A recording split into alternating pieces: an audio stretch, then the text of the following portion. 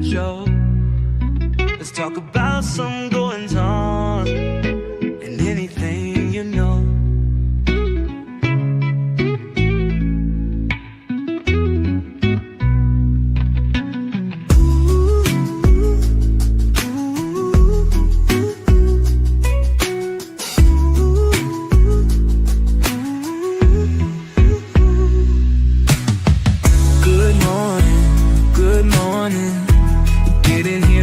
Cup of Joe.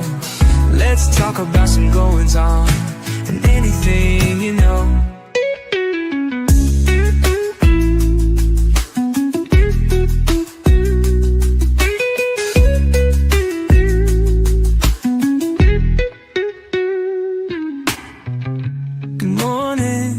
Good morning. Get in here and grab a cup of Joe. Let's talk about some goings on and anything you know. Joe. Let's talk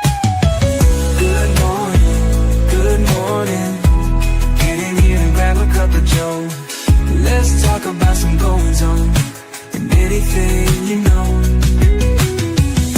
Good morning. Get in here and grab a cup of Joe. Let's talk about some goings on and anything you know.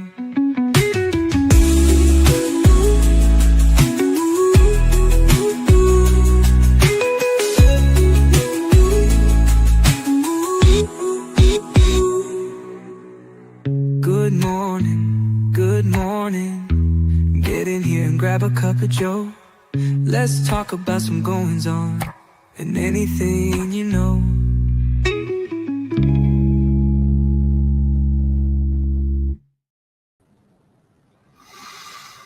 Good morning, everyone. Good morning. Happy Saturday morning. Happier today than yesterday morning. I think we all kind of knew what was coming down the pike, but yesterday was a roller coaster of sorts, and we'll talk about that. We're going to get into some details today and do some sentencing hearing review for Lori Vallow Daybell here in a few minutes. We're going to kind of let people trickle in. I'm going to change my camera just a little bit. I hate that TV being right up there over my right shoulder. That's better. There we go. See, it's just out of the picture. But now you see my microphone on the left side, which is better. Here or here. Oh, technology. So anyway, yesterday was a big day. It has been a long week. And you know, I usually start my shows with a sports theme. Unfortunately, I have to disappoint you today. Did not have time to find a decent one that we're not going to get copyright struck from. I was concentrating more on the content for the sentencing hearing yesterday and talking about that with y'all, with all of you. Sis, thank you. What a nice compliment. I tried to act professional. I tried to dress and act professional. Hopefully that carries over into someday being professional. Is that how we all do it? Fake it till you make it. Thank you, creative minds. I appreciate that. Appreciate that very much. Every time I did this, so from the first trial in April to the second trial at the beginning of June, to this sentencing hearing, I'd like to think I got a little bit better every time and ironed out a few kinks and a few kinks and a few kinks. And we have some more. I mean, I'm going to look at my press conference footage after we look at the sentencing hearing footage and go over a critique of that, because I didn't get a chance to watch it and I haven't even watched the whole thing. I just watched bits and parts of it preparing for this morning. And I noticed some things that definitely need to be fixed. Like there was an audio echo, and I'm pretty sure I know what that was caused by.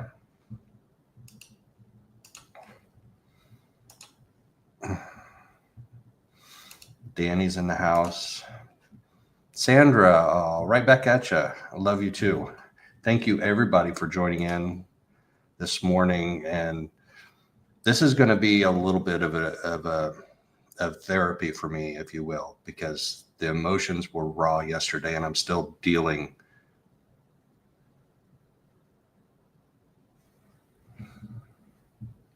Still dealing with some of those raw emotions. All right, give me a second.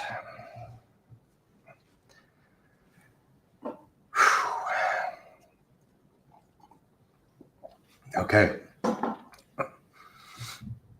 So let's go back to, how my week went was I was supposed to head out this way on Monday morning. It's like a 25-hour drive.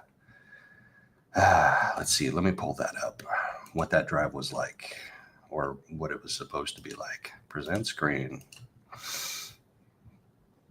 Boom, boom. And add that to the screen. So this is from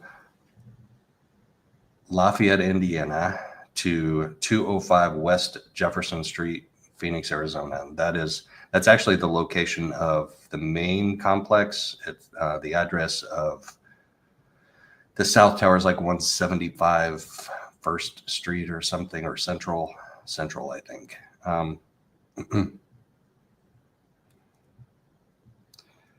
So this is the map. I'm going to zoom in a little bit. So that's actually the trip that I took right there, the one that's highlighted. When I first plotted the route on Google Maps, and I first took off from Lafayette, it had me going. Let's see if I can drag this down to where it had me going. No, there we go. Yes, or something like that. That was like an hour and a half longer. And I was like, what the heck? Why is it so long? And then I got on Waze, and Waze said, I can save you almost an hour. So I went this way. So through Illinois, through St. Louis, through Oklahoma City, and then on the Oklahoma Turnpike, which is west of Oklahoma City. And that was amazing. The speed limit is 80 on parts of that. So we were flying, going almost 90 in the middle of the night. And then Albuquerque, I think the sun started coming up somewhere back here in Texas. Let's see, does this go through Texas? It goes through a part of Texas. Yeah, there's Amarillo. There we go. So sun came up somewhere in between Oklahoma City and Amarillo, stopped for breakfast in Amarillo, tried not to stay too long there, fueled up, on through Albuquerque, and then down. I did not take the 60. I took the 40.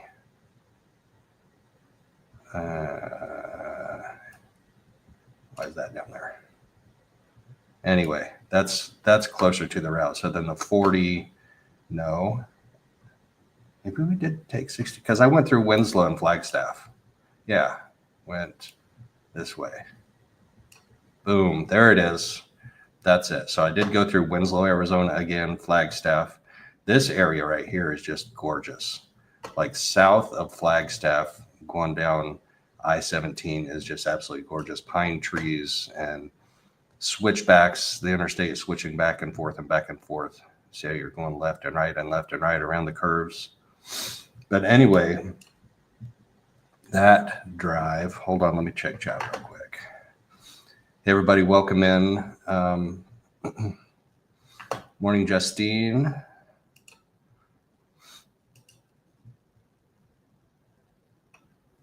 We have all the peoples in. Almost. We're getting there. But anyway, so that drive, that says 26 hours. It ended up being 25 hours, about 1,800 miles. And I did it all in one shot. Like, I was planning on leaving Monday morning and dividing that 25-ish hours up into 3 8-hour sessions. So 8 hours Monday, 8 hours Tuesday, 8 hours Wednesday to get here. My Airbnb reservation was for Wednesday evening, 4 or 5 o'clock, whatever time check-in was. And then I got delayed 36 hours and couldn't leave till Tuesday night. And I'm just like, okay, I'm just going to get in the car and I'm going to drive till I'm tired. And I know my indicators. I've made cross-country trips several times, and I know my indicators for when I'm fatigued. Like the eyelid thing is my first indicator. Like if I do a blink and it lasts for more than like a second, and then I open my eyes and I'm like, what just happened? How long were my eyes closed? I'm like, boom, off to the next exit, wherever is a safe place to pull over. I don't care if I'm 2 hours into it or if I'm 20 hours into it.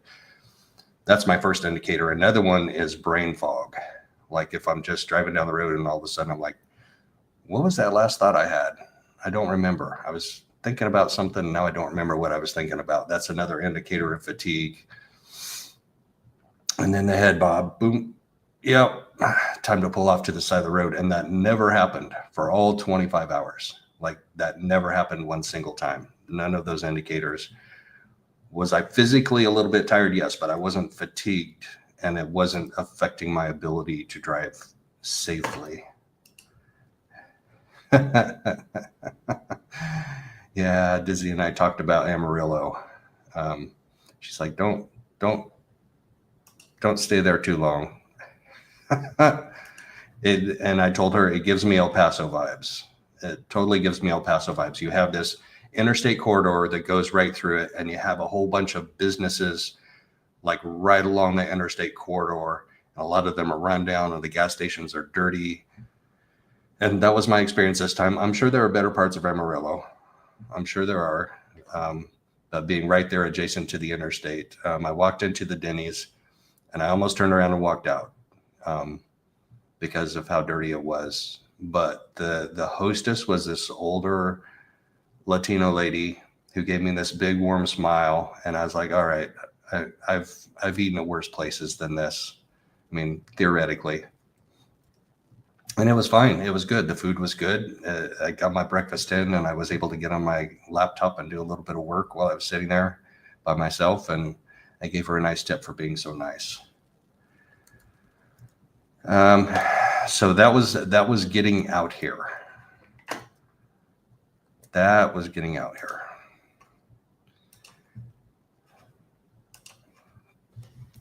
So, got out here, checked into the Airbnb. It turns out the Airbnb is run by like a national corporation that probably does a whole bunch of Airbnbs. This is a high-rise tower in downtown Phoenix, 4 blocks north of the courthouse. That's why I picked the location, which 4 blocks in the morning, yesterday morning wasn't too bad, but at the end of the day, 4 blocks was a long way to go.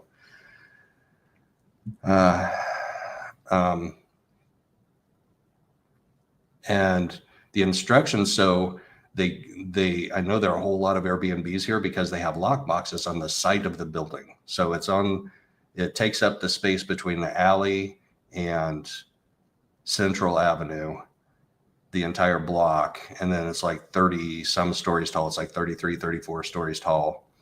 And the lock boxes are on the side of the building in the alley. And the instructions are to pull up somewhere close to those lock boxes wherever you can, in front of the building. He said double park if you have to, and go walk over to the lock boxes. He gave me the code to the lock box. And I get out of my car, and right there, like 6 feet away from the lock boxes, are 2 homeless people counting how many pieces of crack they have between themselves. And that to me is Phoenix in a nutshell, because you have this big, fancy, high-rise apartment building, and then you have homeless people counting crack right next to it. So haves and have-nots. I was actually going to snap a picture of the people counting their pieces of crack, their little tiny pieces. And I decided the better of it. Because I don't, I don't want to humiliate them, and I don't want that to be dehumanizing in any way.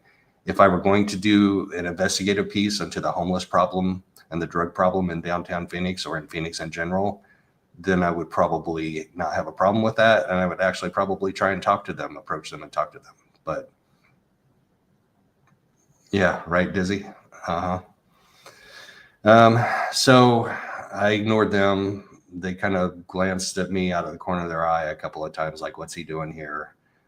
But there were like 20 or 30 lock boxes on the side of the building. So this 30-story apartment building, and the apartments start on, I think, the 8th floor, and I'm on the 9th floor. So it's just like the top 20 some that are apartments, but there's a lot of apartments here and a good deal of Airbnbs, people renting out their apartments as Airbnbs. So I tried to get some sleep that night after being on the road for 25 hours. And I had actually been up for 32 hours at that point.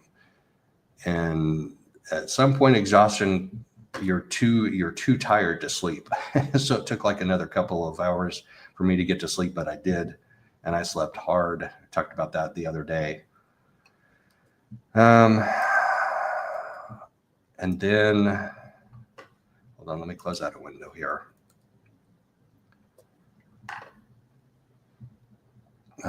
Good morning, Michelle.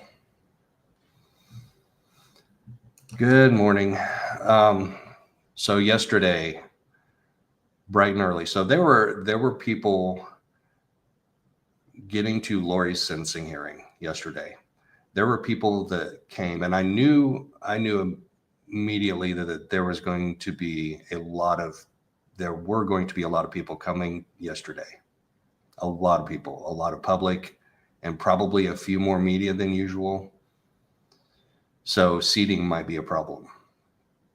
So there were members of the public that got here at 4 o'clock in the afternoon before. So 4 o'clock Thursday afternoon for a 9 o'clock Friday morning hearing, and spent the night out there. So there were, I think, 4 people that came at 4 o'clock the afternoon before.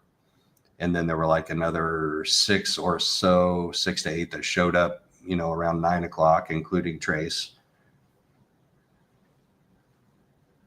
Uh-oh. So another comment about the homelessness problem in Phoenix. It's a problem. 700 homeless people living in tents, not far from the Airbnb. I'm not surprised. But where did all those 700 homeless people go? I mean, how do you just like clear out a tent city and not have anywhere for them to go?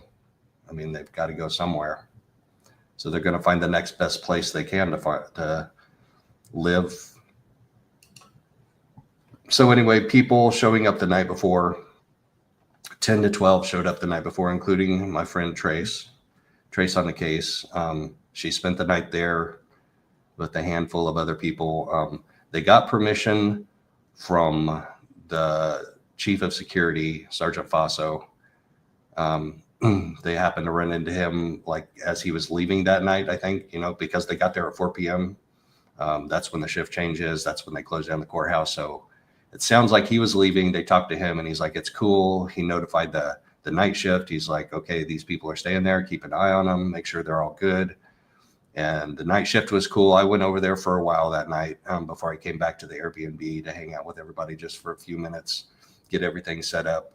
And the night shift came out and talked with us for a while. They're like, hey, you're cool. You're cool. Stay, just stay safe.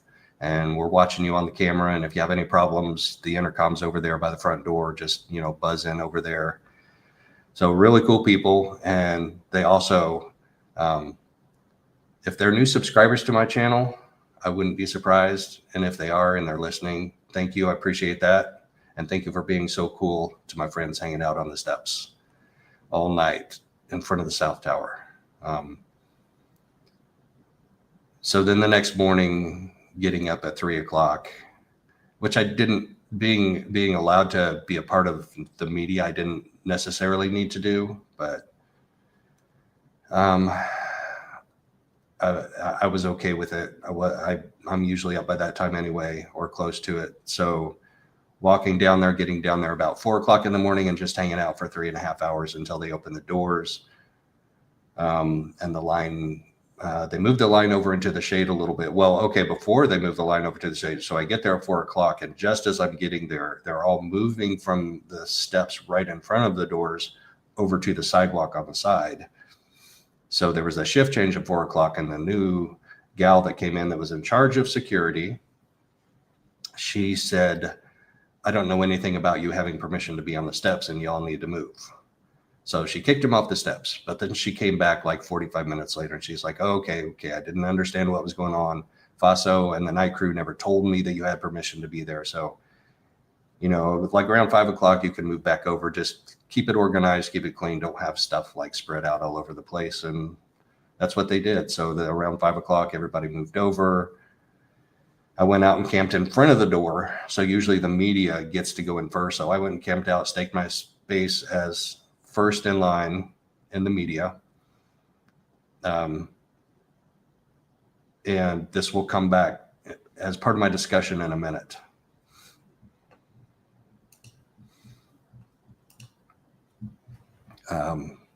So as first in line, starting at like 4 o'clock in the morning. Well, when we went over to the doors at 5 o'clock, whatever you want to say, 4 o'clock, 5 o'clock, no other media even showed up until, well, Justin Lum was actually there at 6:15. That is the earliest I have seen him show up. So he was there with his camera crew. They were interviewing people in line. They were talking about the case. So I thought that was pretty cool. That was like the earliest I've ever seen him show up at any of Lori's hearings. Welcome in, everybody. You're just hearing me ramble for a while before we get into the actual hearing review, just talking about what was going on before. It was a little different scenario today than it was for the trials and the hearings before the trials. There was like nobody at the hearings before the trials, and usually those were over in Judge Boreski's regular courtroom. But there was a different vibe. There was a different energy level.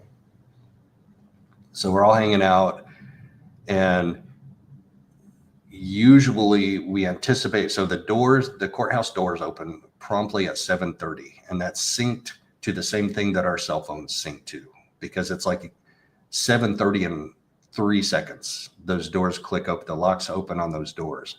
And usually, so like 7:27, 7:28, the public line moves from where they are over off to the side, and they all filter up to right in front of the doors. But Justin Lum is sitting there interviewing the people at the front of the line, the ones that were there at 4 o'clock the afternoon before. And I'm looking at my phone, it's like 7:28, and they're not moving up there yet. And I'm like, Justin, you're holding up the public line. But they got there. They all moved over like between 7:28 and 7:29. And then at 7:30, I went over, opened the door. We all go in. We go through security. Sergeant Faso's there to keep everybody on the straight and narrow, going through security. Belts off, cell phones out of your pockets, out of your purses, out of your backpacks, whatever. Cell phones have to be out separate in the trays. And I was wearing my slacks yesterday that have the size 1 bigger waist than what I actually am. And I took my belt off and I was like, oh crap. So I'm carrying my tray with the backpacks, or my tray with the laptops in one arm, and I'm holding my pants up with the other arm. And the gal behind me goes, whew, I thought for a second there I was going to have to hold your pants up for you.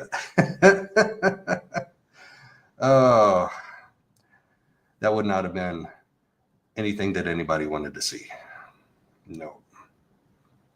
It worked out. We got through security. We got up to the 5th floor. What happened to your belt? Oh, boom. Dizzy, you have to take your belt off to go through security.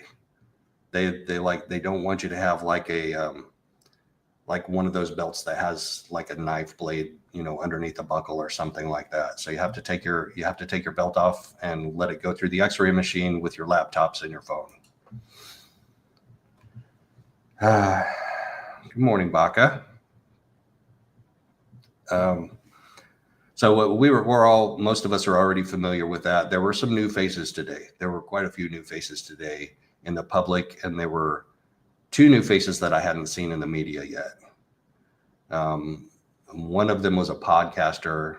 I'm not gonna put his name out there because I don't know him. I'm not familiar with him. I'm just gonna say he was a new face today that I hadn't seen before. So I was first in line with the media, and we all go from security to the elevators, and from the elevators to the 5th floor, and from the 5th floor to the south side, the north side. The north side faces the building. Yeah. So the north side is C and D. We're in 5D. And there is where all the seating is to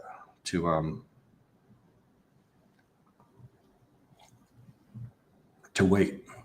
Because at 7:30, the hearing starts at 9. They start letting you in the courtroom like a quarter till 9. So we have an hour and a quarter to wait or so.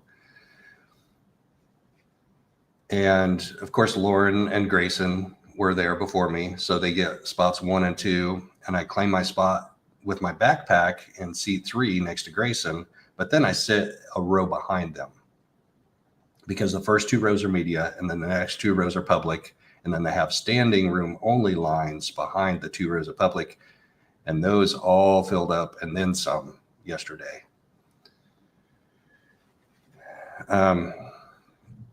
So I'm working on my laptop in the row behind Lauren and Grayson. And Vincent comes over. And he's the public information officer for the entire courthouse.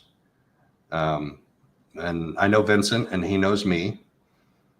And he allowed me to be an official part of the media pool last trial. For the first trial, I was in the public, but for the second one, he allowed me to be media. And he comes over a little bit after 8. And he's like, you know, there's something that I need to tell you guys. And I don't think he worded it exactly that way. It was even a little more mysterious than that. He goes, but I'm dreading doing it, so I'm going to wait till the last minute. And I'm like, no, wait. What are you saying? What are you talking about? And immediately my gut dropped. My stomach just dropped because I know exactly what he's dealing with. The seating in the gallery. I know they're having a problem finding enough seating for everybody in the gallery. And he doesn't deal with the public side of it, with the public seating. He just deals with the media part of it. So if he is having trouble finding seating for enough people, and I look over that, he does a media count, and we have like 10 or 12 media there at that point in time. And a couple more trickled in after that. But one of the trial days, and maybe it was the opening statements of trial 1, they were going to limit the media seating to 10 media only, or maybe it was closing statements for trial 1, whatever it was. Trial 1, at one point in time, they were considering limiting the media seating to 10. So my stomach just dropped and I'm like, this is no bueno. Meanwhile, with the public seating, so before we even get to that point, there's a squabble in the public seating. So what usually happens is the people that are down in line in front of the doors downstairs have a gentleman's agreement that once they get upstairs, no matter how long it takes you to get through security, how long it takes you to get up the elevator, how long it takes you to walk over to the public seats, you're going to try and keep your order of line once you get up there. But there were 2 people that came up with Lauren and Grayson that got there before most of them and sat down at the end of the first row. Well, the people that were in line down in front of the other doors felt like those were their spots. And so they made them get up and move. And then it turned into this whole thing because Lauren's like, no. And so she's over there talking about it. And then Sergeant Vallow gets involved and he comes over and he says, whatever order in line you were downstairs, doesn't matter. It's first come, first serve up here. So when you get up here and sit down, that's your order in line. And your gentleman's agreement doesn't count. And it went on and on for a little while. And so that meant eventually those 2 people that kicked out the 2 people and those other 2 people came back that were sitting there originally. That means those 2 people had to go down to the front of the other line, which meant everybody had to bump down too. Well, there are 2 people at the end of that line that didn't want to get up and move. And so Sergeant Vallow had to come back over and he eventually said, hey, if y'all are going to be like this, then I'm just going to go tell Judge Boreski that we can't figure it out and nobody's going to get in. So that was enough to like motivate people to rearrange and bump 2 people and bump 2 people and bump 2 people. And they got it all sorted out in the end. But what's funny is I think everybody ended up getting in the end. They ended up figuring out the seating. They ended up getting everybody in that was out there, I believe. I know Tom Evans was near the end of like the third line, standing room only line, and I know he got in. So I can't imagine there were very many people, if any people at all, that didn't get in, including media, including me. But while we were waiting to know if we could get in or not, Vincent was back there talking to Sergeant Faso, and I went back and I said, "You're killing me with what you just said, like being so mysterious." He's like, "Well, it's not your place to ask me." And I was like, "Okay." I drove 1,800 miles in 25 hours and spent so much money to come here to this. And it's kind of, it's kind of interesting to me whether or not I'll get a seat in the courtroom. I said, "Well," he goes, "We'll figure it out." And I said, "Well, can I relax?" And Sergeant Faso goes, "Well, that's up to you." Like, I love that guy. He's just like, boom. He is who he is.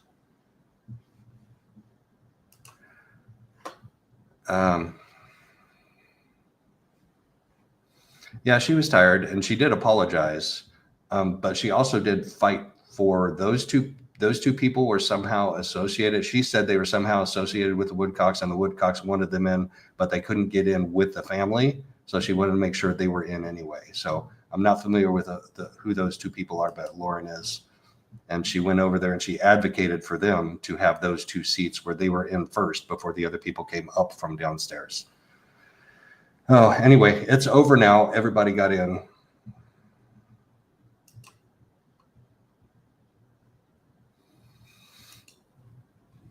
Everybody got in, including me. But it was just a different energy. And we've had like one or two people say one or two things to one or two other people about cutting in line, like during the other trial sessions. And they were justified in that, but we have never had like this much of a squabble. And it led to a different energy, and the conversations about it and the conversations about the rules went on for quite a while afterwards. And it just led to a different energy, or maybe there was already a different energy there, and that led to the squabbling. Chicken or egg, who knows? So then we all get in and we all get sat down. The media's in the back, so I have a hard time seeing Lori. The guy next to me, who's the other podcaster, he has a better view of the back of her head, but that's all we can see is the back of her head. Like literally, that's all we can see. So you guys got a lot better view of her on TV, and I hadn't seen this before I started reviewing some clips of it this morning.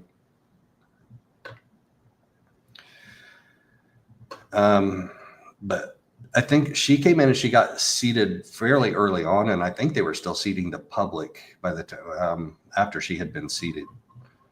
So Sergeant Faso gives his, no, it wasn't Sergeant Faso. It was the courtroom assistant that came over and said something to us all about, behaving and if there's white noise for a sidebar, not to talk, all those usual things that she said.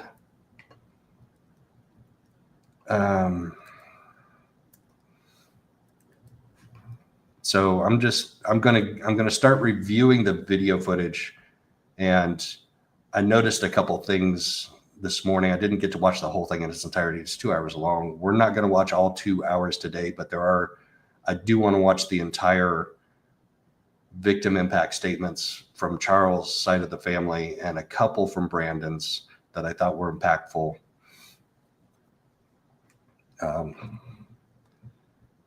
And comment on those as we go and play through some of them. But it was an emotional roller coaster, and I had a hard time with some parts of it than others. But if you're coming here to have me watch and comment on Lori's statement, you're going to be disappointed because I'm not. She is not getting or her statement is not getting airtime. There are a couple of video clips that I noticed that I couldn't see from my seat that I want to just point out. But I'm not going to play her statement. It's just weird, insane bullshit that I'm still trying to figure out what the hell just happened.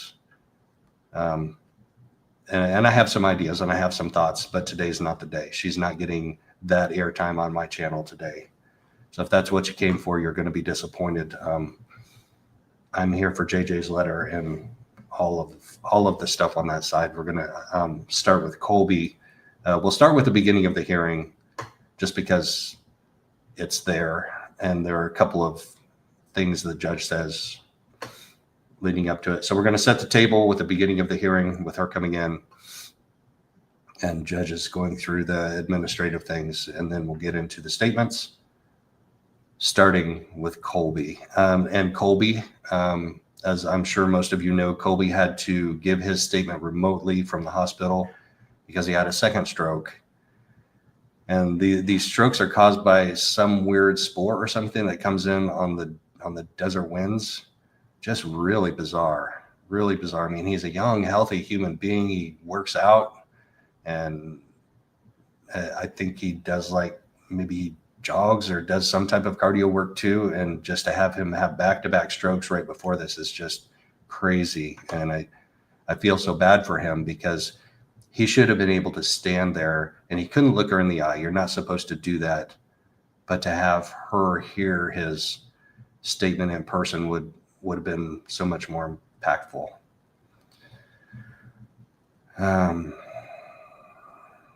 Let's go. Oh yeah. Trace, you got pretty close to up front. I think Trace was sitting pretty close to up front. So that's the deciding, the thing I had to decide every day, but once I decided it, I had to stick with it, was whether I was going to be media or public, because the public got better seats than the media gets. I'm like, I'm going to switch back. I want to be public today so I get a better seat.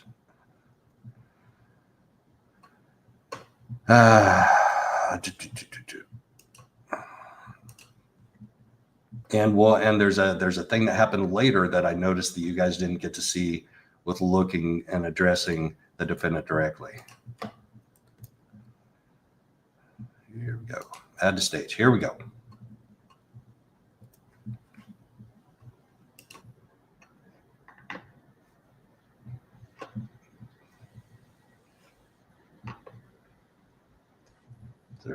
There's the courtroom assistant. Do we not have any audio? I'm not hearing any audio. There's Sergeant Faso right there, overlooking his flock, making sure everything's in order. No sound? No. Are you kidding? The sound is up. Hold on. We don't have any sound. Did you enjoy it? Yeah, okay, there's no sound. I think it's because the courtroom, the camera sound is off.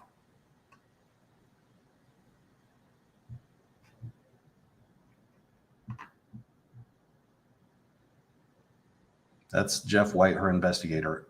That, how would you like to be that dude right there with her whispering in your ear like that? That's what I wanted to point out. That's why I'm watching this part, because it just gives me the creeps. Do you see her looking over her shoulder to,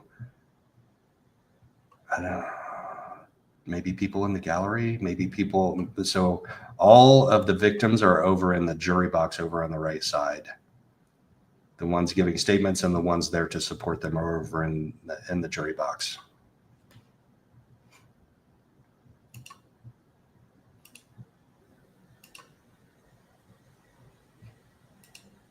Enough of this. Come on, let's get on to judges' statements. Good morning. This is the time set for sentencing in CR 2021-001704, CR 2022-001242, State of Arizona versus Lori Daybell. Is the state ready to proceed? Trina Kay on behalf of the state. State is ready to proceed. Is the defendant ready to proceed? Yes. All right.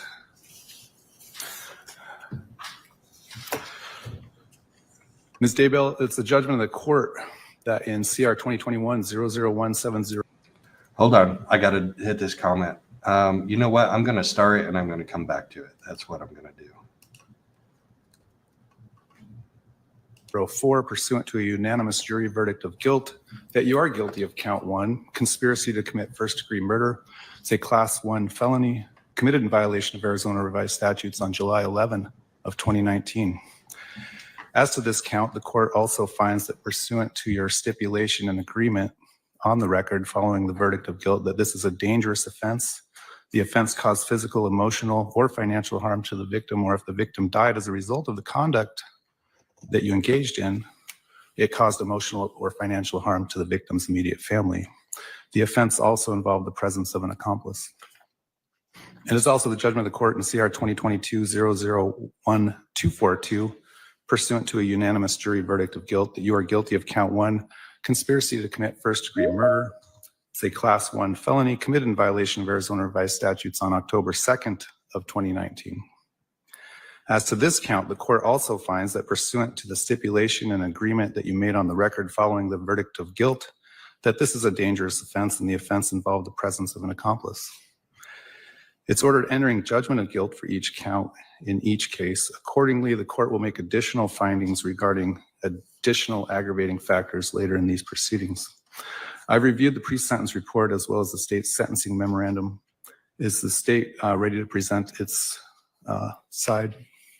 Yes, Your Honor. First, we would like to have some of the next of kin and victims speak, starting with the 2021 matter.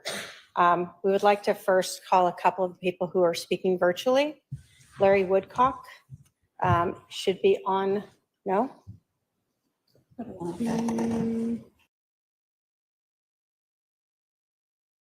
We got to talk about this a second. I'm pretty sure it was just Summer that was there. I'm pretty sure her mom wasn't there. Yeah, there we go. I'm 99.9% sure mom wasn't there. And so, all right, that's cleared up. Trace was right there behind them.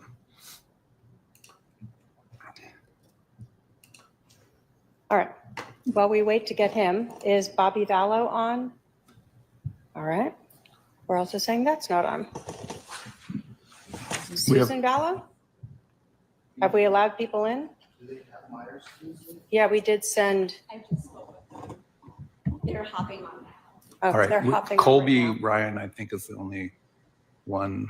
All right. Well, with that, Your Honor, so we'll start with the virtual. So since Colby is on right now, if we could have Colby Ryan speak first. All right, Mr. Ryan, if you want to unmute yourself. Yeah, I'm here. So he did not appear on video like we'll see Larry in a minute. And make sure I'm not muted. Okay, I'm not still muted. Colby is not on video. He is just audio only. Maybe due to the fact that he's in a hospital, you probably have some issues there being on video, you know, in a hospital situation, or maybe he just didn't want to be on video too. But he doesn't have a problem being on video. I mean, he's got his own successful channel. Go ahead, sir. All right. My name is Colby Ryan.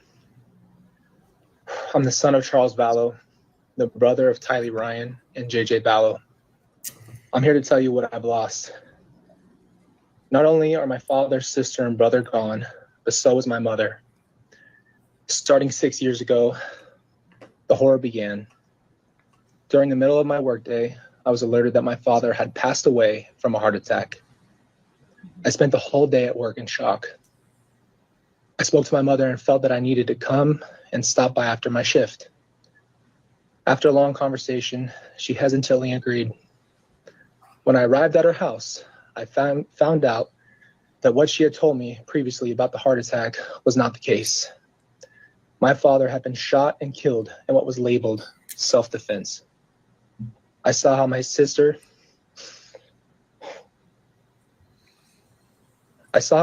fell into my stomach with her emotions and sobbed. My brother JJ was asleep.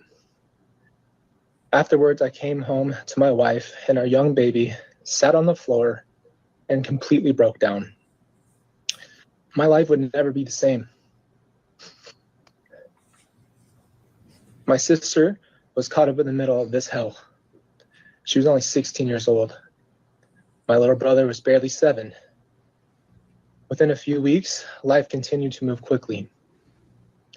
My little brother, in just one day, had his father ripped away from him, and so did my sister. No matter how tough Tylee tried to be, she was scared, and I know she was scarred. She held a burden that no teenager should ever have to endure. My father, Charles Vallow, cared for his family. He took care of our family, and he made sure we had a good life. He was a very generous man, and would give you the shirt off of his back. Here's the reality. In January 2019, I was told by my mother, Lori Vallow, that my father had been unfaithful to her for years. I was just shocked by this news. And Lori's actions sold the story. I naively believed her and thought that my father betrayed my family. Little did I know it was my mother having the affair all along. She accused others of what she was doing herself. I regretfully decided to stop speaking to my father. On July 11th, 2019, I would be flooded by the reality that my choice not to speak to him would be a lifelong sorrow. What I lost on July 11, 2019 was a father who was trying to help me in life, and a man who wanted to see his grandchild, and someone who wanted to give guidance and love. I lost a father. This affected me in more ways than anyone could ever know. I have to live with the regret of not speaking to him before he was murdered in cold blood.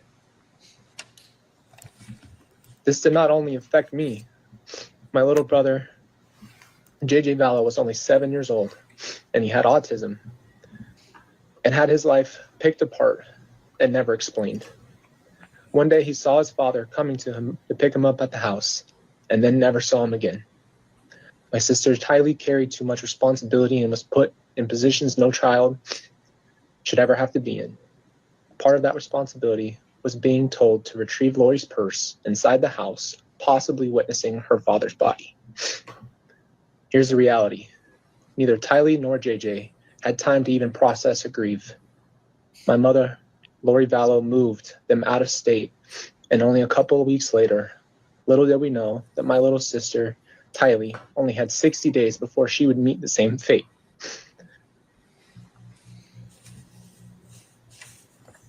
My little sister must have been so scared, confused, anxious, and broken, and angry in every emotion you could think of. My little brother JJ would only have 74 days before he met the same fate. He must have been confused, worried, sad, and frustrated without the ability to fully comprehend his feelings. I know I'm here to tell you the effect that this has had on me. In simple terms, each one of my family members was taken from us all in one swoop. My father was gone in an instant, and later my sister and brother disappeared until they were later found in Lori Vallow's new husband's backyard. This has affected me personally. I had to do something I've never done, and that was fight to stay alive after the pain. There are no words for what I've experienced, and I had to choose to fight and to stay alive for my children and for my wife. Now I'd like to address Lori Vallow. She claims to be Jesus's favorite. She claims to lead a spiritual life, and she claims that she loves everybody, and she also claims to have seen Jesus and visited with him. When did Jesus allow us to commit adultery? When did Jesus change the commandment of thou shalt not kill? You notice, and it's remarkable, that he called Charles Vallow his dad, and he called her Lori Daybell, not my mom. That's one of the most significant things I took away from this. When did Jesus allow us to steal money from our dead children? When did Jesus tell us to lie our way through life? It must be a very sad life to smile your way through all the pain you've caused. Rather than being able to acknowledge the pain that she has caused, she would rather say that Charles, Tylee, and JJ's death were a family tragedy and not her evil doing. And I will say this, if you want to see darkness, look at the murdering cult that claims God has commissioned their mission to kill my family and others. Quite frankly, I believe that Lori Vallow herself is the family tragedy. Thank you. Thank you, Mr. Ryan. Thank you. I believe Larry is now online. We can Larry, have him speak next. Oh boy, Larry buckle Woodcock, if you'd like to unmute, go ahead, sir. What would you like to tell me? So, knowing the history of Larry and Kay with JJ, and knowing that they had physical custody of JJ when Charles and Lori convinced them to let them adopt him, when he could have been perfectly safe with them for the rest of his life and perfectly loved and perfectly cared for and be a beautiful, vibrant 13-year-old today. Knowing the history behind this, I can relate to this anger. It makes me angry too. And I'm glad that he got to stand there, sit there in front of her. And what's interesting is he's staring at his camera, but the screen is staring at her. So he actually gets to look at her from the screen, from the big screen, and tell her how horrible she was. And the fact that JJ was with Kay and Larry and Kasha in Louisiana, and she took JJ from them, took him to Hawaii, and then took him to Idaho, and just discarded him. Not just discarded him, but violently ended his life. I'm here for it, Larry. I was here for it yesterday. I'm here for it today. This is one of the ones that gets to me. I mean, obviously, along with Kay. But the anger that's here is more than justified. The anger that was in Kay's statement is more than justified. And I'm glad they got to air that out. You talk about, you question why, and Judge Bereski addressed this, why with 5 life sentences would they extradite her to Arizona when she already had 5 life sentences in Idaho? This right here is one of the reasons why. This right here. Can you hear me? Yes, I can hear you. Thank you, sir. And thank the court for allowing me to be present. I truly wish I was there to look the murderers in the eyes. I'm unable to. I will say this. Murderers, you're nothing. You're a murderer. You're a narcissist, psychopath, delusional murderer. I can't tell you the harm that you have caused to our family, but I will tell you this. I know where you're going to be till you die. You're going to be in an 8x6 cell. You're going to have a steel cot. Going to have a 12x8 desk and a stainless steel toilet. You will have 23 hours a day in there.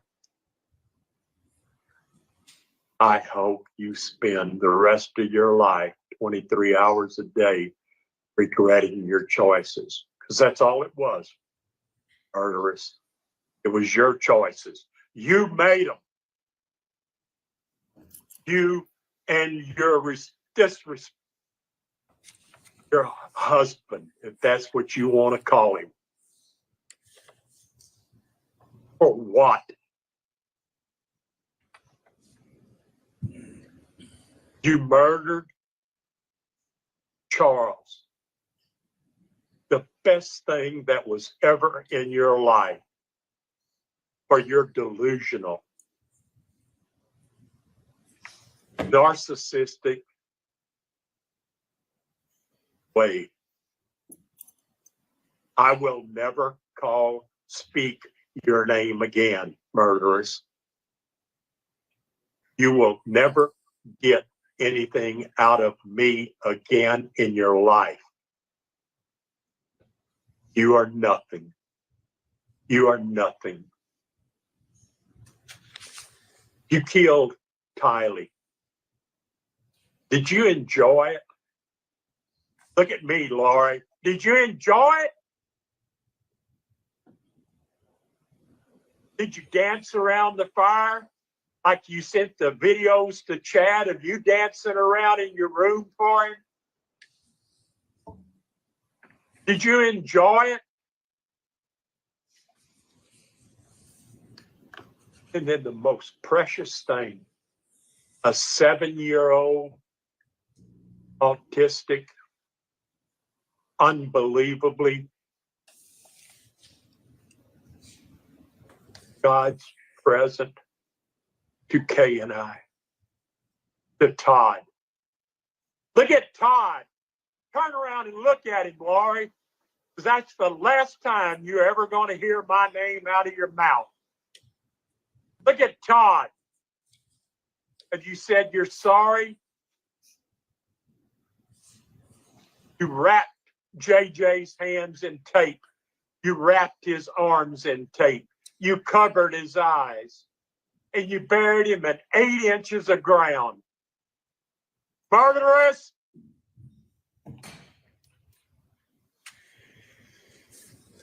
May God have mercy on your soul, because that's the only thing in life. And don't count on God where you're going. You're nothing, murderous. I can't stand you. I always said, from out of some place you never saw came a sound you never heard. Well, I will not say that anymore. I want you to see and hear everything that's going to happen in your life. I want you to live it 23 hours a day. I despise you. You murdered JJ. You murdered Tammy. I'll always believe you murdered Alex. You're a murderer mistress, murderer. You're worthless.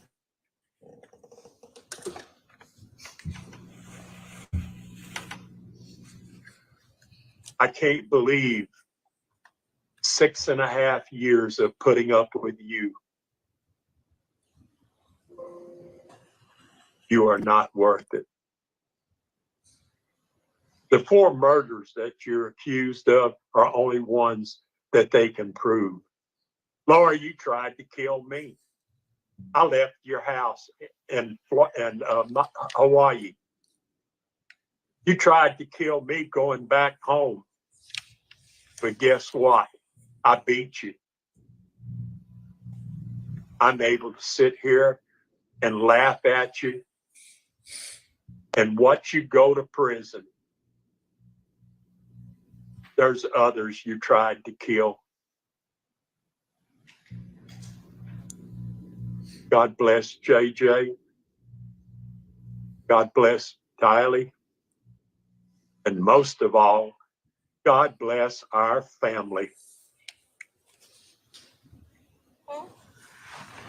Thank you, Your Honor, for allowing me to speak my final piece to her. All right. Thank you, Mr. Wood.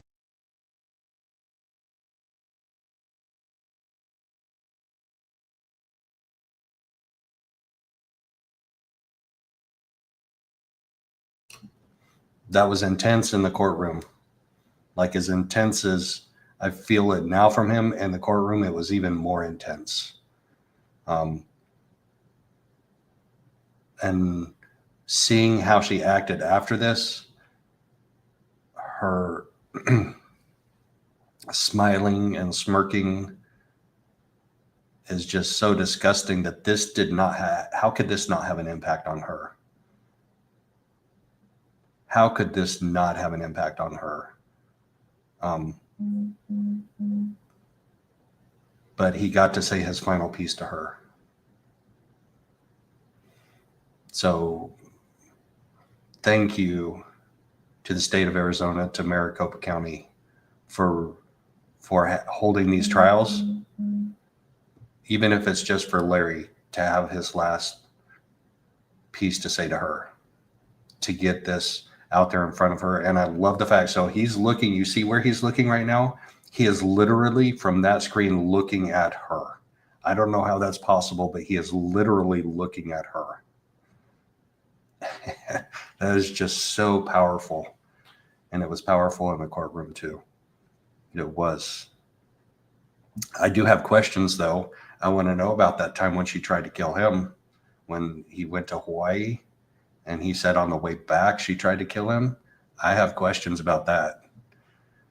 Larry, I have questions.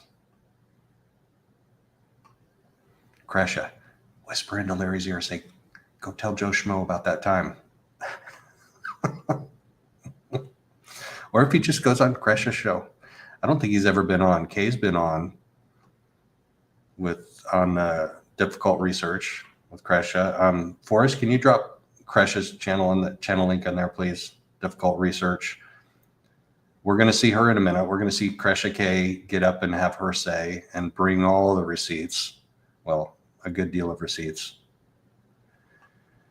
Oh, he went on a Hidden True Crime. Oh, cool. I may have to go back and watch that. Did he talk about that time when she tried to kill him? Because that's what I want to know about. That's what I want to know about. After this, I didn't know about that. All right. So up next, kudos, Larry, for not holding anything back. Woodcock. Your Honor, Susan will be up next. Okay.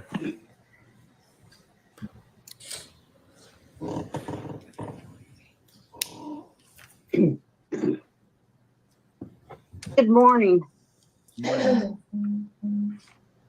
I'm Susan, one of Charles's older sisters. I'm here to share the emotional impact of Charles's tragic sister's death for me. Charles and I had just started renewing our relationship with each other. One day in 2019 at Kay's house, Charles said to me, come see sis. So I went to see what he wanted. He said, I'm going to give you a car. And I just about passed out. I told him, I said, I love you, Charles. He said, I love you too, sis. And we hugged. And these were the last words we ever spoke to each other. Needless to say, because of your selfish, deliberate, and horrifying actions, it's never happened. My brother's love, kindness, and generous nature knew no bounds. He wore his heart on his sleeve. You took all that away from us.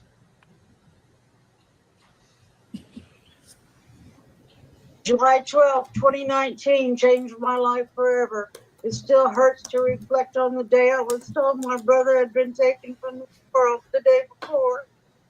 You didn't even have the decency to bother with letting our family know of Charles's death until the day after by means of a vague text from one of Charles's sons. My brother's death was a deliberate act of evil and self-seeking financial gain. Your greed has caused so much pain. To this day, How could you do such an evil and intentional harm and take my brother's life for money, lust, and power? The pain you caused in having to relive this nightmare, all because you didn't want Charles anymore. He didn't die from cancer or an accident. He was young and had a beautiful life left to live. You took that away. That was probably the most powerful thing that I think to me, that impacted me the most. He didn't die from cancer or something else. He was young and he had a long life to live, and you took that away. I'm going to back up just 30 seconds. Sorry, I didn't mean to talk over her, but that was powerfully put. So I'm going to let her say it again without me interrupting. Seeking financial gain.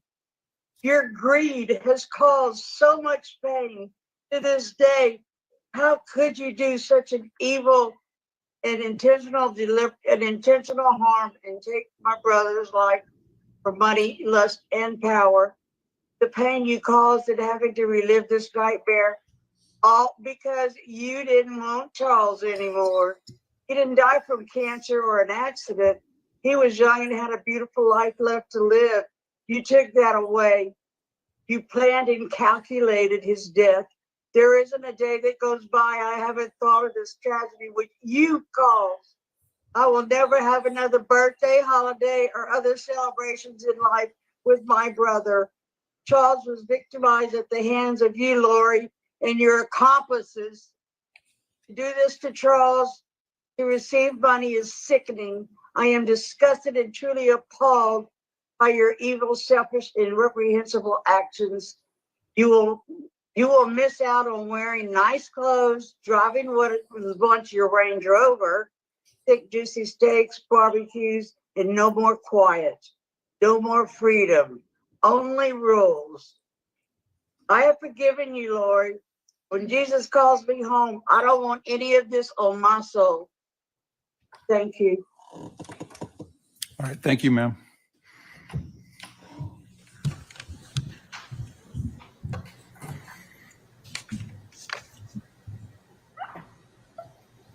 I'm not sure that Bobby's been able to get on, Your Honor, so I believe next Todd Trahan will be speaking.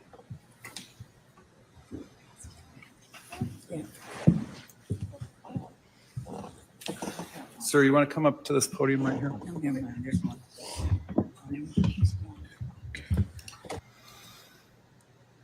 I love this. I love the fact that Todd gets to come up. JJ's biological father had JJ taken from him twice, custody the first time, and then JJ's life ended the way it was. You can tell that he doesn't like public speaking. He's got to be nervous as hell. I would be terrified, but he has the courage to get up there and say what needs to be said to Lori. I love this.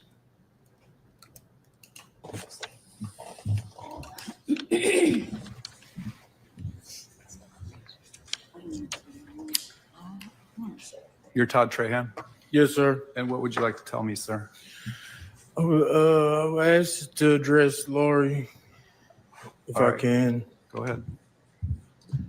Lori. Wait, what? Oh, I didn't catch that yesterday.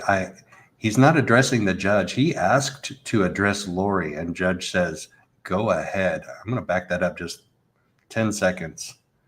I didn't catch that yesterday. That is awesome. Judge Bresky, I love you, man.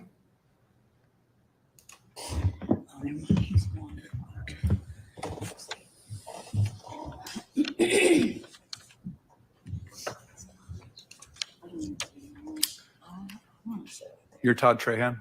Yes, sir. And what would you like to tell me, sir? I was asked to address Lori, if I can. Go ahead. Lori. Uncle Charles was a man of God, love. He knew God because he loved everybody around him.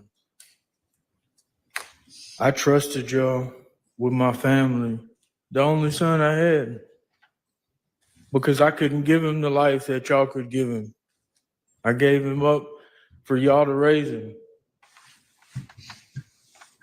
I deal with the regret. I've dealt with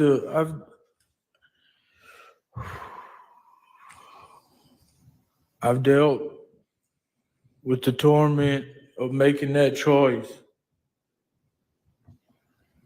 I'm here today to forgive you. I know what it's like to be in prison. I was in prison when y'all got the rights to my son. I know what it's like. Once you get done with this court and you go sit in that cell, you got to relive everything that you did.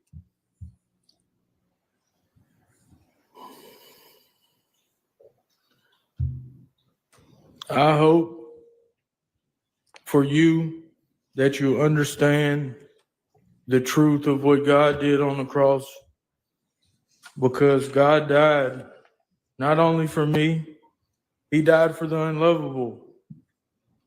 People that the world thinks shouldn't, they judge.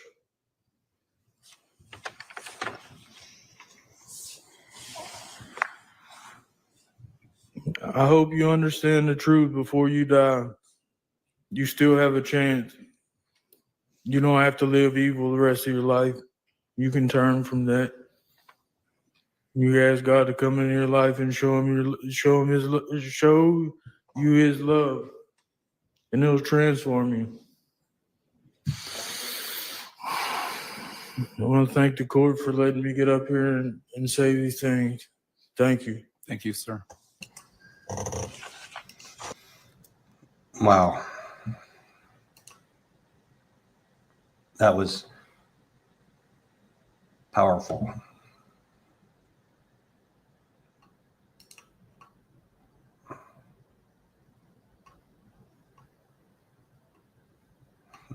What? No way. You don't like her? What? Do tell.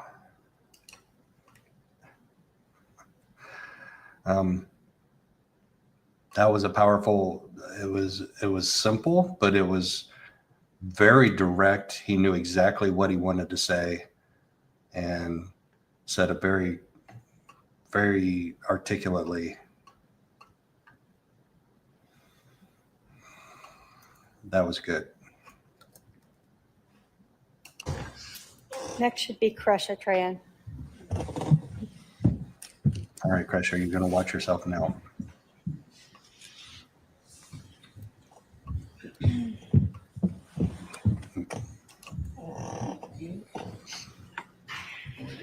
Kasha, Yes. what would you like to say? Bring the receipts. All right, let's see. My name is Kasha Trahan, and I stand before this court today as a voice for the shattered remains of my family, a family that has been ruthlessly decimated. Not only were lives stolen, but also our peace, our trust, and the very fabric of what a family should be. Charles, my uncle, and my mother Kay's beloved brother, was so much more than just a relative. He was a cornerstone of our family. I remember his infectious laugh, his corny jokes, his unwavering optimism, and his genuine care for everyone around him. He had a way of making everyone feel seen and valued. I gotta catch my breath. One of my fondest memories is how he was always there for my mother, his sister, Kay. Their bond was incredibly strong and they supported each other through everything. He was the kind of man who would drop anything to help someone in need. The news of his death in July 2019 shattered me.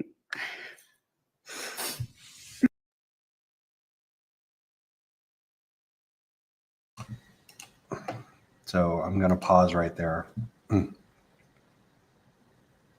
because I've gotten to know Kasha through these 2 trials. And when she says the news of his death shattered her, she's not exaggerating. And she's about to bring some receipts. And she brings receipts all the time because she's been deep diving research into this and associated with the Mormon Church and cults and all of that ever since. But when she says it shattered her, she's not lying. She's not exaggerating. Sorry, Kasha, I had to step in there and point that out to people who don't necessarily know you. That's not exaggeration. She loved her Uncle Charles.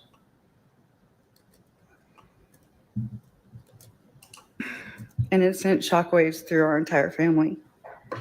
It was sudden and incomprehensible. My mother, Kay Vallow Woodcock, his sister was also devastated. The pain of losing her brother was immense, and it was a wound that has never fully healed. It's hard to see your own mother go through these kind of things because it's something you can't fix. For me, it felt like a light had gone out in the world. We relied on his steady presence and his ability to bring people together. The initial grief was compounded by the horrific circumstances surrounding his death. To learn that his own wife was involved in his demise was a betrayal of the deepest kind. It added a layer of anger and disbelief to our sorrow. The questions of why and how haunted us, turning our grief into a constant ache of injustice. We now know the chilling extent of the premeditation. Records on Chad Daybell's Gmail account show searches for Ned Snyder, 1996, Death, Louisiana, and bodies possessed after original occupant dies, as early as January 28, 2019. This was before Charles was ever referred to as Ned Snyder. This revealed a calculated descent into her delusion. Charles was fighting for his life and for his children's future long before his death. On February 20th, 2019, Charles called Banner Life to change his beneficiary to my mother, Kay, specifically for his special needs son and to place a PIN code on his account. He was clearly concerned about someone accessing his account. Just 6 days later, on February 26, Kasha, I didn't remember that about his PIN code being changed. I don't remember hearing that in the first trial. They talked a lot about the changing of the beneficiary, but I don't remember them discussing in the trial changing the PIN code. So I want to hear more about that. That's interesting. More than just interesting. But it's typical, right? So she tried to hack into his account, or she successfully did, or she tried to hack into his account, or he was just worried about her hacking into his account to change the beneficiary or whatever it was. We got things to talk about. Sorry, that's not what this is about. You know, I go there. I want to know about this research.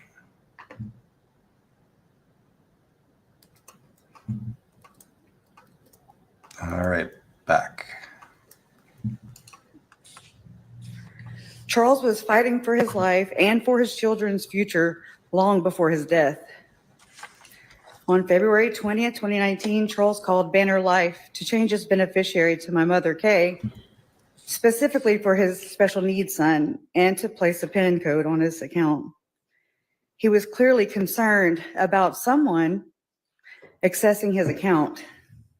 Just 6 days later, on February 26, 2019, he called again to finalize the change, but couldn't provide a password he had never set. That's how distraught he was. He had never set the password. I mean, he had set the password and forgot that he had set the password. growing angry as he suspected fraudulent access.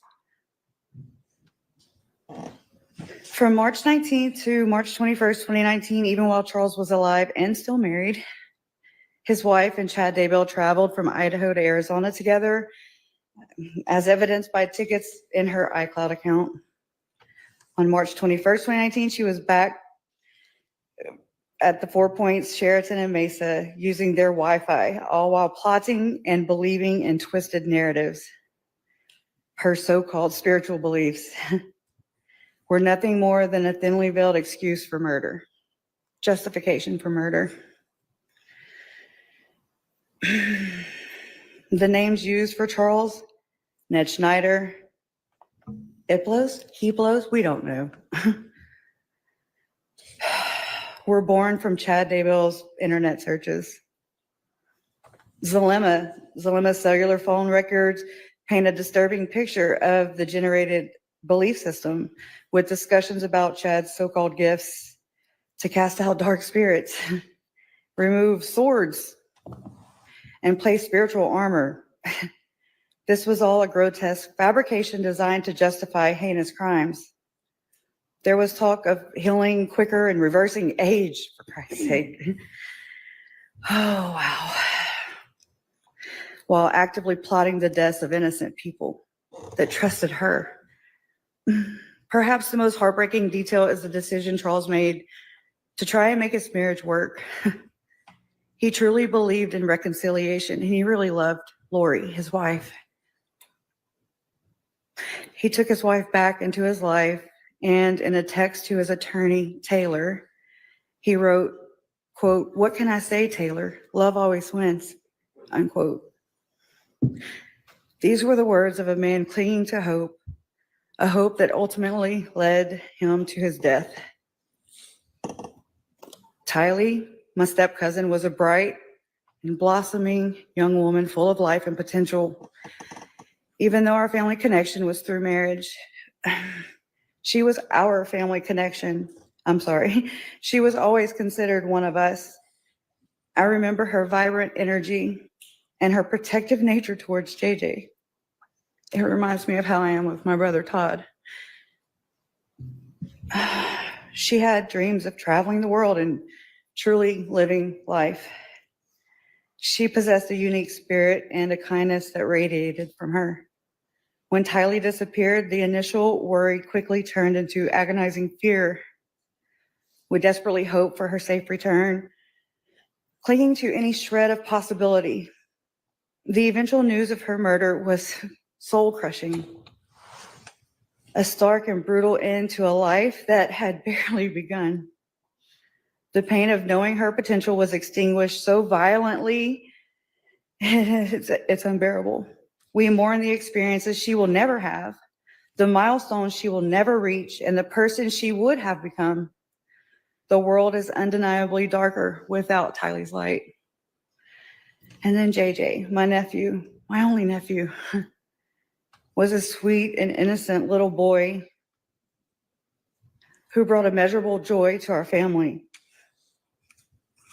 Joshua Jackson Vallow was born Canaan Todd Trahan. He was born to my brother Todd Trahan and his longtime girlfriend Mandy Leger in Lake Charles, Louisiana on May 25th, 2012. He was 10 weeks premature and he had drugs in his system. I remember pacing the halls of the labor and delivery floor to see what his prognosis was. And I remember praying and reaching out to friends on social media to ask them to pray too. I remember him having tubes and wires coming out of his tiny little body to help him reach stable balance. My nephew smashed my own doubts and fought so hard to come into this world. And it's no surprise to me to learn how he fought for his life to stay in this world. When his mother, his uncle, and his mother's side piece preyed on a 7-year-old autistic boy and snuffed him out.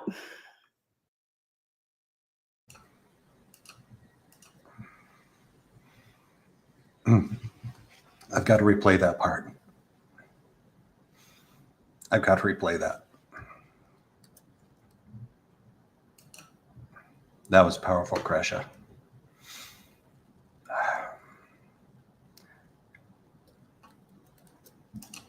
10 weeks premature, and he had drugs in his system. I remember pacing the halls of the labor and delivery floor to see what his prognosis was, and I remember praying and reaching out to friends on social media to ask them to pray too. I remember him having tubes and wires coming out of his tiny little body to help him reach stable balance.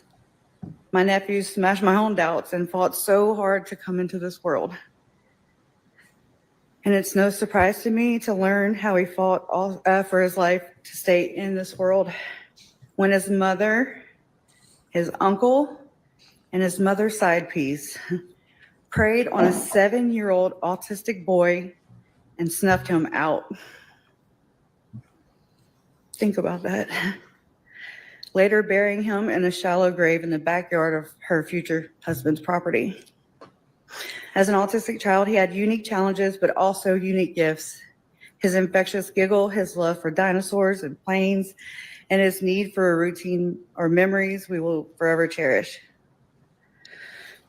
I saw a video where he would line up his plushie toys and he would play the drums for his audience. It was so cute. Okay, sorry. My mouth is so dry. I'll never, oh, wait. Or how he sang on my parents' 56-passenger bus and then was joined by his Papa Larry to sing to one another. I'm also blessed to have captured this interaction on film that day. I never knew it would be played by news outlets all over the world when he and his sister Tylee had gone missing. He was a vulnerable and trusting child who relied on the adults in his life for love and protection. The betrayal of trust in his adoption and subsequent murder is a profound and lasting wound. She adopted him to get him out of a bad situation just to murder him? Lori Noreen Cox was an unloved daughter. She didn't even get her own name.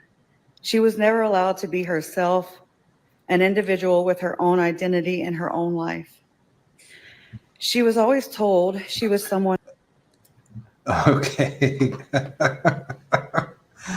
We're bringing the heat now. Like, I think, Kasha, your way of delivery is just so uniform and so constant that I don't know that people caught what you just said. I caught it. And I was back there in the back row of the media posting on Twitter, and you better damn well believe that I posted that. I was just putting like highlight quotes in there. I couldn't, like, there was a journalist sitting like 2 people to my right, and he's going clickety clackety clickety clackety, and he's so loud on his keyboard that people in the row in front of us are like turning around and looking at him, and he never stopped the whole time. And I don't know if he was trying to like document the entire trial like word for word when we have a video for it that doesn't make sense, but and there's a court reporter that's noting it all. So I don't know what he was doing, but he was going clickety clackety, and I have a softer noise keyboard, so they weren't looking at me, they were looking at him. But I was posting the highlighted quotes for me on Twitter like as they came out, and this is one of them right here. This is like, it's so subtle, like the way you put that in there. I was like, do people really hear what she just said? Interaction on film that day. I never knew it would be played by news outlets all over the world when he and his sister Tylee had gone missing. He was a vulnerable and trusting child who relied on the adults in his life for love and protection. The betrayal of trust in his adoption and subsequent murder is a profound and lasting wound. She adopted him to get him out of a bad situation just to murder him? Here we go. Lori Noreen Cox was an unloved daughter. She didn't even get her own name. She was never allowed to be herself, an individual with her own identity and her own life. She was always told she was someone else, living someone else's life. Her mother, in her grief over losing her infant daughter, convinced herself that Lolly's spirit came back to her in a new body. She convinced herself that she never lost Lolly, but that Lolly was so special she was allowed to come back to Earth again. And then she was convinced that she was Lolly.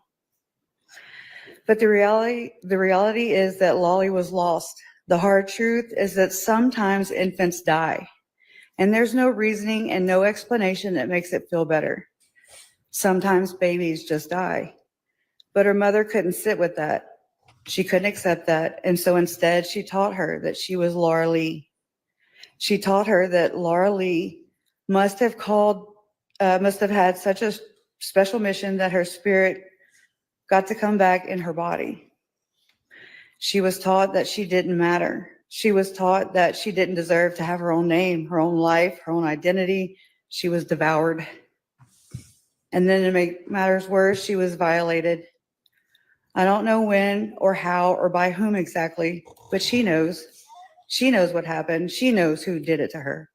She may pretend that it never happened, but the memory of it lives in her cells, and she can't ignore because those feelings come for her, and they find her in the quiet moments she wishes would go away.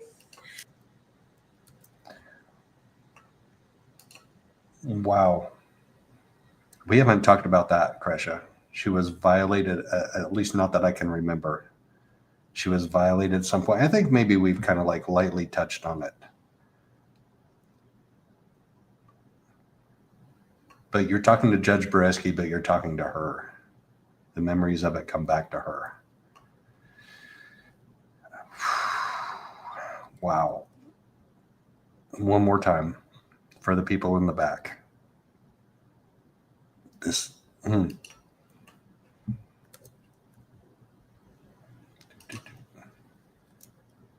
Sometimes babies just die. But her mother couldn't sit with that. She couldn't accept that. And so instead, she taught her that she was Laura Lee. She taught her that Laura Lee must have had such a special mission that her spirit got to come back in her body. She was taught that she didn't matter. She was taught that she didn't deserve to have her own name, her own life, her own identity. She was devoured. And then to make matters worse, she was violated. I don't know when or how or by whom exactly, but she knows. She knows what happened. She knows who did it to her. She may pretend that it never happened, but the memory of it lives in her cells, and she can't ignore because those feelings come for her, and they find her in the quiet moments she wishes would go away. I know what it, okay, sorry. I'm gonna skip. That was, I'm crediting Megan for that. Here's the final plea for justice. The actions of the defendant have systematically dismantled families, leaving behind a trail of unimaginable grief and trauma. My family, especially my mother and my brother, have endured unspeakable pain because of these actions.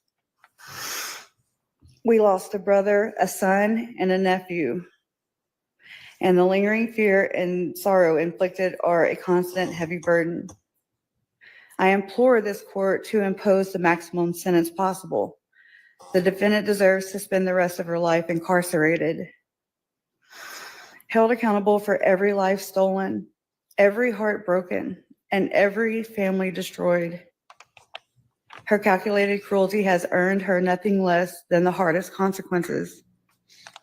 Let justice finally be served for Charles, Tylee, and J.J., and I can't forget Tammy. My uncle Charles's last words to his attorney about taking his wife back were, "What can I say, Taylor? Love always wins."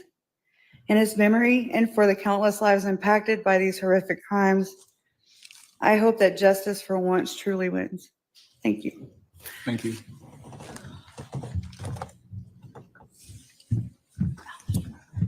Next will be Kay Woodcock.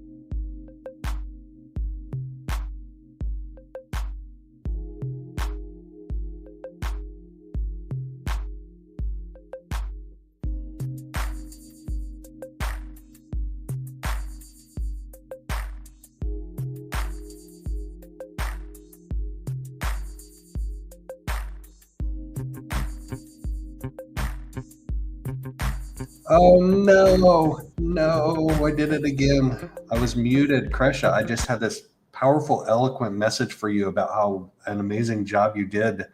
And I hope that Lori was aware enough to understand exactly what you were saying to her. I'm not muted anymore.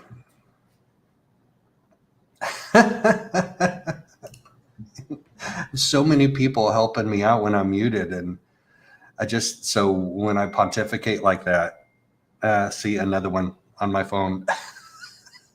When I pontificate like that, I'm looking up and I'm thinking like with my eyes rolling at the top of my head, and I'm not looking at the exclamation marks in chat.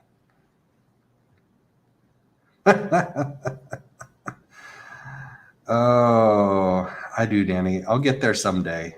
But you know what? Some of the biggest content creators out there mute themselves from time to time. So I'm not going to beat myself up over it too much. I'll just try and pay more attention to chat. Am I still muted? Or am I good now? I'm good now, right? Somebody tell me I'm good now. Okay. Oh, good Lord. Kasha, those were some powerful words, and I hope they got through to her, because I don't know if I would have had the eloquence to or the balls to say that to her. But I hope it does come to her in those moments when she's alone in the dark in her cell for the rest of her life. Because she can act however she acted yesterday, like it doesn't impact her, it doesn't affect her, it doesn't matter. She is who she is. But your brother Todd, I think, put it well, because he spent time in prison, that when you're in that cell by yourself, he said, because he has a conscience, he thinks about the things that he's done. And she's going to have a long time to think about the things that she's done. Heat stroke, right, Kathy? So yesterday, it was hot and I sweated a lot. And by the time I got back to my Airbnb, I had soaked through every piece of my clothing, including my tie. I had to hang my tie up to dry too. And then like an hour later, when I was on my phone and I was doing other things and I was trying to drink water, I definitely didn't drink enough because my hands started to cramp, like my fingers were cramping up, obviously because of dehydration. So I started concentrating more on drinking.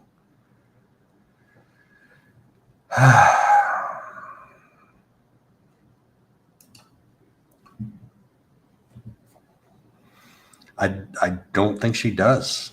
I do not think that Lori has a conscience. And I don't, I'm glad that you recognize that something that Larry said got to her. But isn't that crazy that you have to have somebody up there yelling and screaming at you and calling you names, accurate names, by the way, for it to have any kind of an impact on you at all?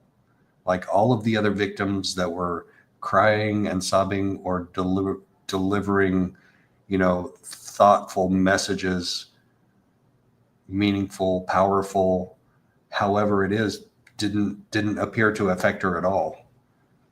But I'm glad that at least one of them did. Now, buckle up. Buckle up. It's about to get even spicier.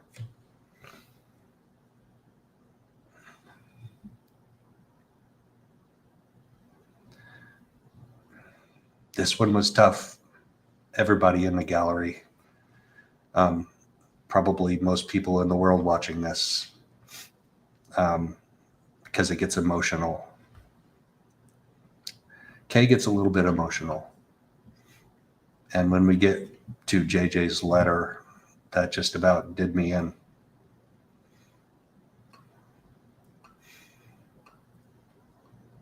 All right, here we go.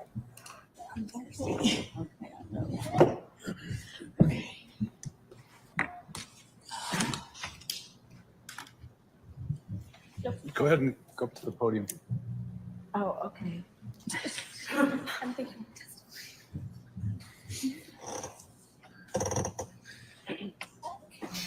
Can I sit up there? Over here? Okay. Sure. Okay.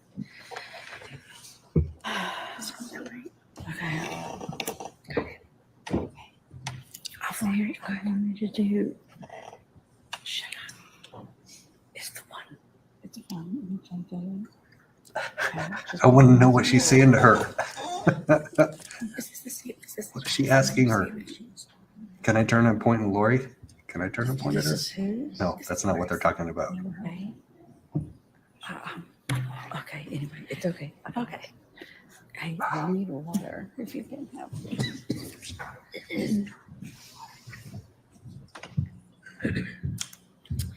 Your Honor, I stand before you today to honor Charles, my big brother. This courtroom is where Charles finally receives the justice he fought for and never saw in life. Thank you for allowing me to speak. Charles was more than my brother. He was the backbone of our family. He was steady, loyal, and endlessly generous. He was the kind of man who showed up for everyone without ever asking for anything in return. When you walked into the room with Charles, you felt safe, you felt valued, and that's what makes this all so unbearable, because the very person who should have cherished him the most, his own wife, betrayed him in the cruelest, most calculated way imaginable. Charles was a protector by nature, the man who would give you the shirt off his back and then ask what else he could do to help. He loved fiercely, laughed easily, and built his life around the simple but powerful values of family, faith, and hard work. It feels right that this trial comes after those for J.J., Tylee, and Tammy, because he was a true Southern gentleman. I know he would have told us to take care of them first. Lori. First, let me say this. Charles is not your... Oops. Arizona law does not permit you to turn and address the defendant, unfortunately. But you notice Judge Boreski didn't say anything. He's like, I'm here for it. And Trina K is like, I guess I better go say something to her. And Kay says, oh, I can't do that. I have a question for Kasha. Kasha, did they tell you ahead of time that you're not allowed to turn and address the defendant? Like, was your mom just like,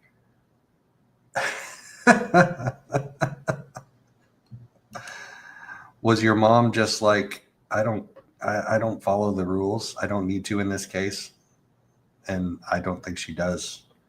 I'm of the opinion somebody needs to confront her directly and wipe that smirk off of her face. And I know your mom would be down for it. Hell, you'd be down for it, I'm sure, too. But I have that question about whether that was told to you ahead of time and she pretends to like, oh, I'm not supposed to do that.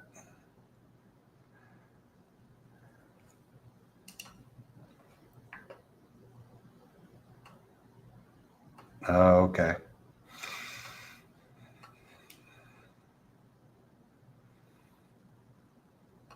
Yeah, so I thought it was cool that Todd asked to address Lori and Judge says, go ahead. The rules, they're different in every state. But I was down for it. Husband, I can't do that. You have to address the court. Okay. Sorry. Charles is not your husband. Your disgusting co-monster, Chad, is.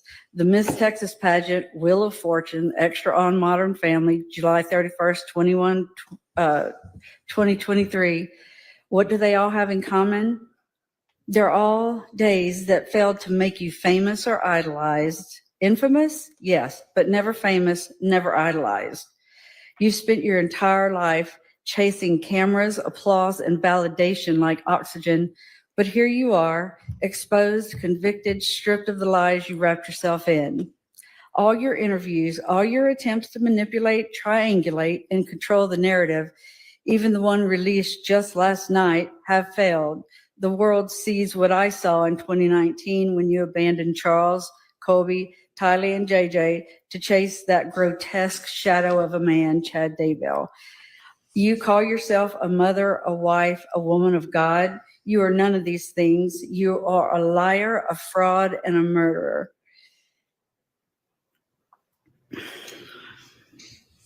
Did you think you could charm your way out of this? Do you believe people can't see through the lies? Do you honestly think that you are smarter, holier, or more special than everyone else? You are not. You are an ordinary, plain, run-of-the-mill, middle-aged woman. You keep saying to anyone who will listen that no one understands because they weren't there. So tell me, Lori, what don't we understand? Was it you who shot Charles? Is that why you kept asking during the trial about testing your hands for gunshot residue? Was that your grotesque way of gloating? You murdered Charles. You confessed to the conspiracy. Do you think we all missed that? You took his phone and played a childish game of keep away and then tried to sell the world that this was a good reason for Alex or you to shoot him. And every single one of us sitting in this courtroom saw right through it. That day started a domino effect, except you tipped the first domino and you kept those dominoes falling until everyone was dead. Charles, Tylee, J.J., Tammy, and the wake of devastation you left for Colby, for our entire families, and for an entire community who watched your evil unfold. You asked me during the trial where I was when Charles was murdered. You asked almost every witness if they were there, or if they saw with their eyes or heard with their ears you and Alex conspiring to murder my brother. No, we weren't, but you're right. As much as I hate to utter those words, and if you are to be believed, neither were you. How dare you desecrate the memory of Charles and your children the way you did their bodies? How dare you blame them for your crimes? We all know what happened, Lori. There is no denying it. We've sat in courtrooms, seen the evidence, seen the wreckage you caused. We have listened to the truth tellers. Nothing is taken out of context. Your land of make-believe is just transparent. The facts and the science don't play games. They tell the truth, how many times Charles was shot, at what angles, and how long he'd been dead before 9. I just got to say something. That phrase, your land of make-believe is transparent. I love that. That is like the definition of Lori and the rest of the world. The rest of the world sees that she is in her own land of make-believe. And we saw it in her statement, which I'm not going to play today because she's not getting airtime on my channel today. But she still lives in her own land of make-believe. And yes, I'm looking at chat to make sure I'm not muted. But Lori Daybell lives in her land of make-believe with her side piece thousands of miles away and apparently not wanting to talk to her right now. That must suck. So now she has to be a champion for prisoners in the Maricopa Superior Court Jail, or Maricopa County Sheriff's Office Jail. The land of make-believe. I thought that was a powerful way to phrase where she lives now.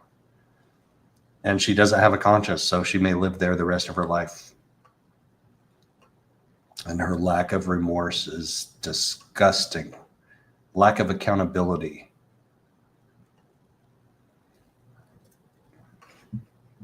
One was called the 47 minutes because you were busy trying to manufacture an alibi. Science doesn't lie. You do. Detectives, prosecutors, jurors, advocates, the men and women who had to bear witness to this horror, please stand.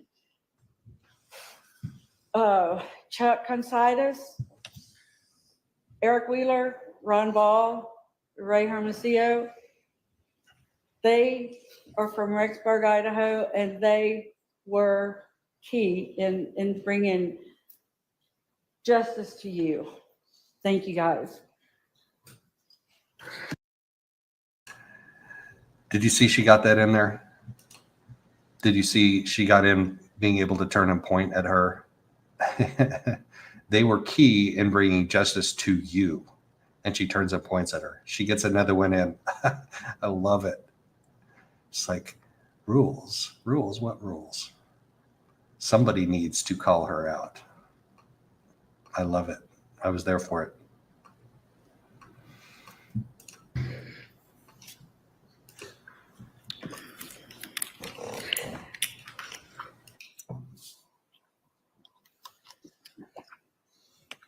These individuals bear the weight of directly confronting your actions.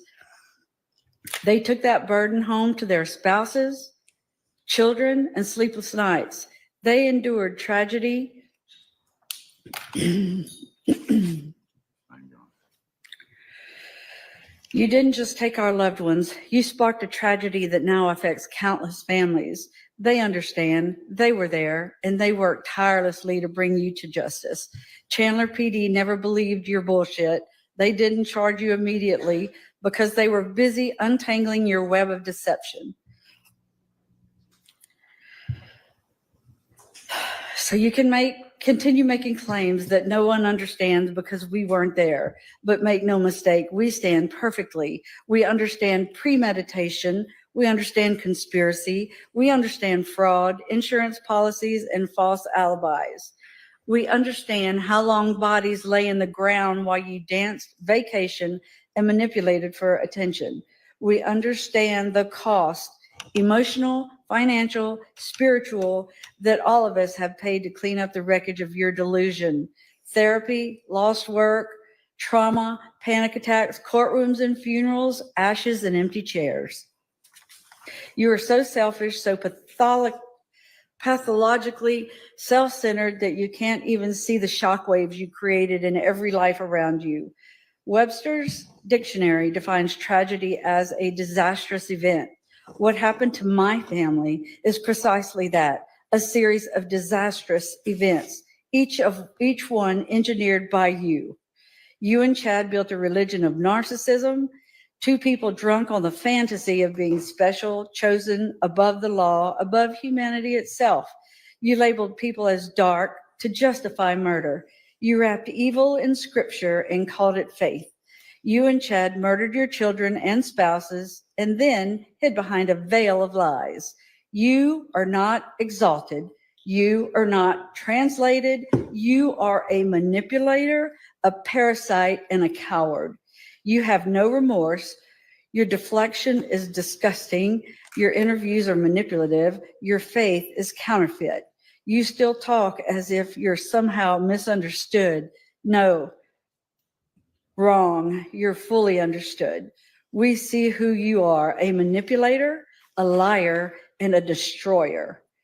And the worst thing is, Charles loved you. He protected you, and you repaid him with betrayal and bullets. You left him dead on the floor and then went shopping for flip-flops and a new life with your apocalyptic con man. You tried to erase him, stealing his phone, twisting the narrative, and lying to anyone who would listen. But the truth doesn't lie, Lori, and now the truth has destroyed you. All right, I got to play that part again because that was so powerful. She summed that up so amazingly, and I don't even know where it started because I'm like, okay, I'm going to stop here, and then she keeps going. I'm like, oh no, I'm going to stop here, and then she keeps going. I'm like, oh no, I'm going to stop here. So I stopped here at where I'm at, 50 minutes in. So I'm going to go back like 2.5 minutes because this is so powerful. Like she cuts right to the heart of it.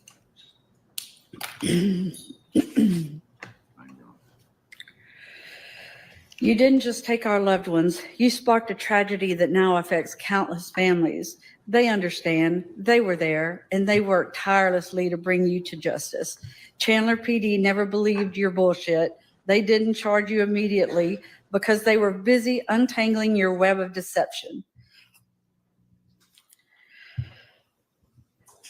So you can continue making claims that no one understands because we weren't there. But make no mistake, we stand perfectly. We understand premeditation. We understand conspiracy. We understand fraud, insurance policies, and false alibis. We understand how long bodies lay in the ground while you danced, vacationed, and manipulated for attention. We understand the cost, emotional, financial, spiritual, that all of us have paid to clean up the wreckage of your delusion. Therapy, lost work, trauma, panic attacks, courtrooms and funerals, ashes and empty chairs.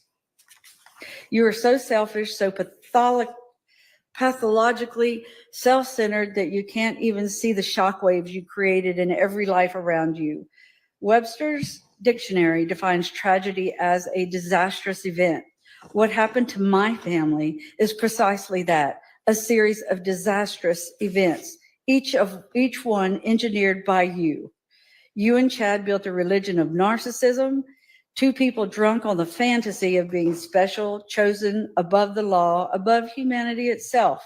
You labeled people as dark to justify murder. You wrapped evil in scripture and called it faith. You and Chad murdered your children and spouses and then hid behind a veil of lies. You are not exalted. You are not translated. You are a manipulator, a parasite, and a coward. You have no remorse. Your deflection is disgusting. Your interviews are manipulative. Your faith is counterfeit. You still talk as if you're somehow misunderstood.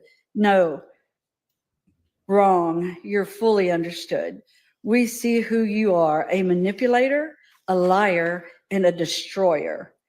And the worst thing is, Charles loved you. He protected you, and you repaid him with betrayal and bullets. You left him dead on the floor and then went shopping for flip-flops and a new life with your apocalyptic con man. You tried to erase him, stealing his phone, twisting the narrative, and lying to anyone who would listen. But the truth doesn't lie, Lori, and now the truth has destroyed you. Lori, you have noticed this courtroom is full.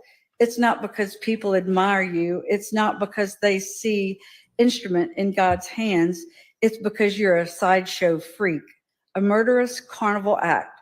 People come to gawk at the monster who thinks she's divine. They don't come to honor you. They come to witness the wreckage of your delusion and to see justice crush it. You've always wanted an audience, but this audience isn't here to adore you.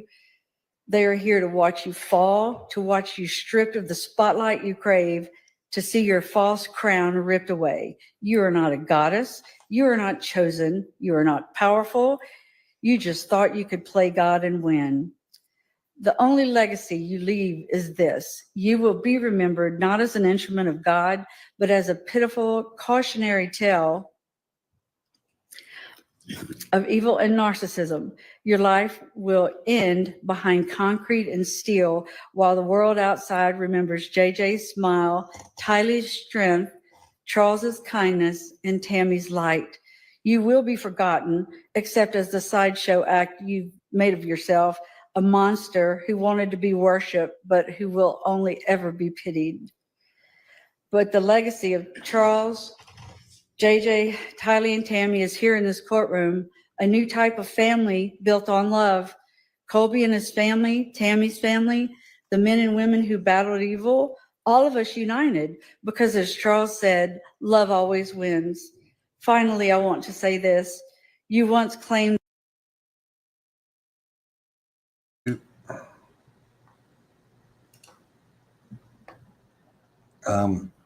I got to play that part again because I don't. Kasha, did your mom write this? Because the wording of it and the pace of it and the rhythm of it is so powerful. Like to just go ba da da da da and like call her out on all of the things. So I'm gonna back up to like the 50-minute mark And we're going to listen to that again just because the wording of it is just masterful. And it's something that I wish I could write. So I like to write. I was a writer in high school and a little bit in college, and I tried to be after her, and this is just wonderful writing, and she delivers it well too. But so powerful. You still talk as if you're somehow misunderstood. No, wrong. You're fully understood.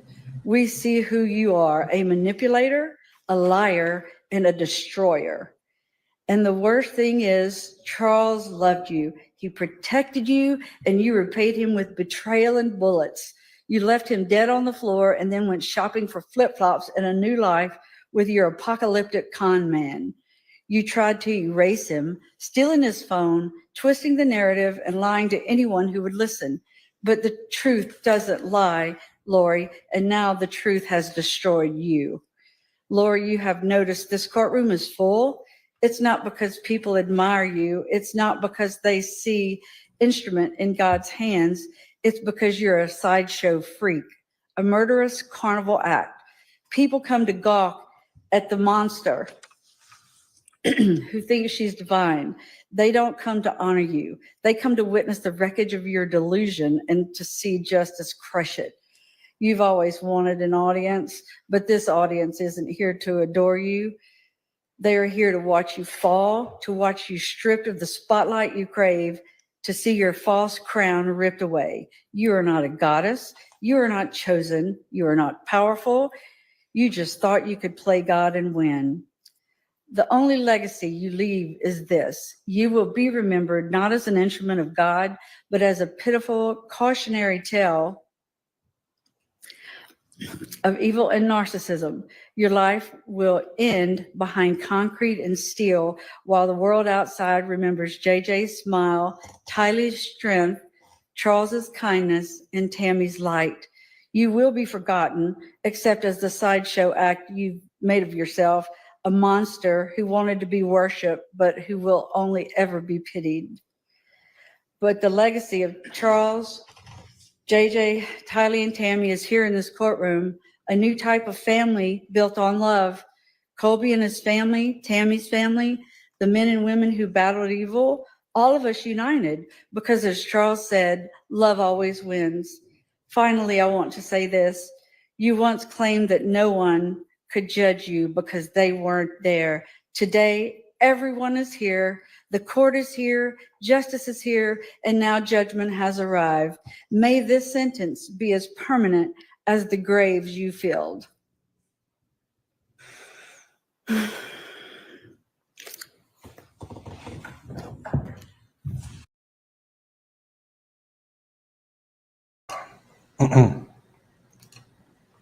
Did you see that sigh and that like she completed something, saying something that she's been needing to say for 6.5 years? And she finally got to say it. It was just so powerful. And now we're getting ready to go to something just as powerful and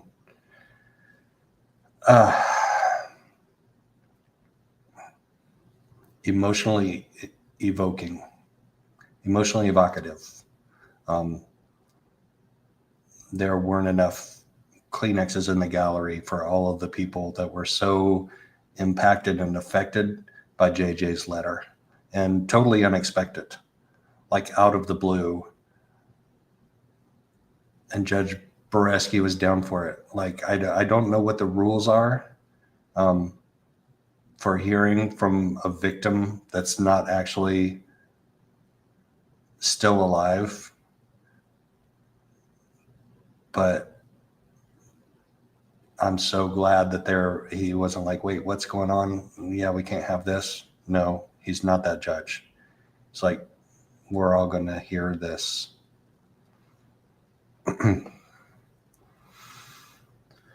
we're all going to hear this. And we heard it, and it was so powerful. And it needed to be said. So I don't know whose idea this was, but it was a fantastic idea and fantastic and therapeutic for everybody to be able to hear JJ's voice. So here we go.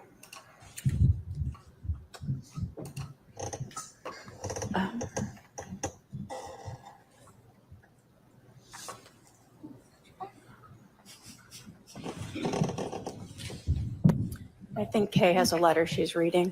Okay. Oh my gosh.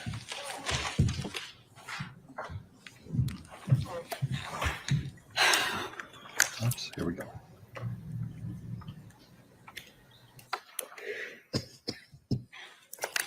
Hi, Judge Boreski. My name is J.J. Vallow. I can't be here today to read this letter because I am dead. I was murdered by the defendant, Lori Daybell, or as I used to call her, Mom. See, there are a whole lot of tragedies that have happened to my family, and all of them are the result of my mom's actions. See, my daddy was the first of the dominoes to fall. The day he was murdered, everything good in my world started to crumble. Actually, that's not true. It started before then. It started when she met her co-conspirator, Chad. She abandoned me for 72 days in early 2019. My daddy, Charles, was there for every bit of it. He tried so hard to keep me on my schedule. See, I have autism, and that isn't a bad thing. It just means that I needed extra attention and routines because my brain and my body had more energy than you could ever imagine. To help you understand,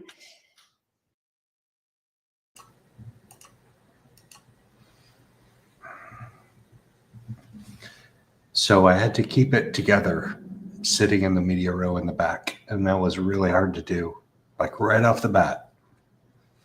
And now to see her smug face and her lack of reaction to this is just infuriating.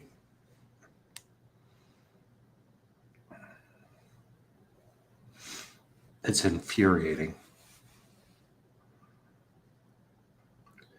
She is responsible for that beautiful young child's death, along with Tylee and J.J. and Tammy, and who knows who else.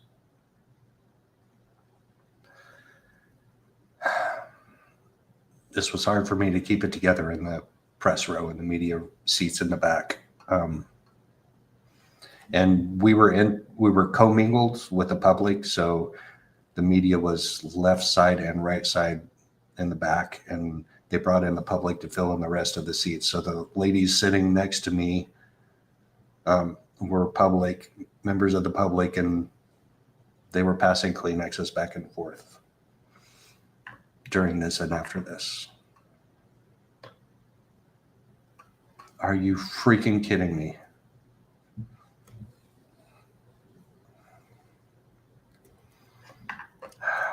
I can't. it might help to tell you about myself. I went to a really cool school and special school called Lawrence Academy. It's Lawrence Institute for Education. And I loved it. I loved my teachers and my classmates. They understood me so well, and I just thrived there. I was able to go to that school because my dad worked so hard and provided me a special education because I am a special boy. I had a best four-legged friend ever, Bailey, my service dog. Bailey went everywhere with me and kept me calm and safe. I loved Bailey so much, but Lori got rid of Bailey after my dad was murdered, but before she murdered me and Tylee. See, my world crumbled without my dad.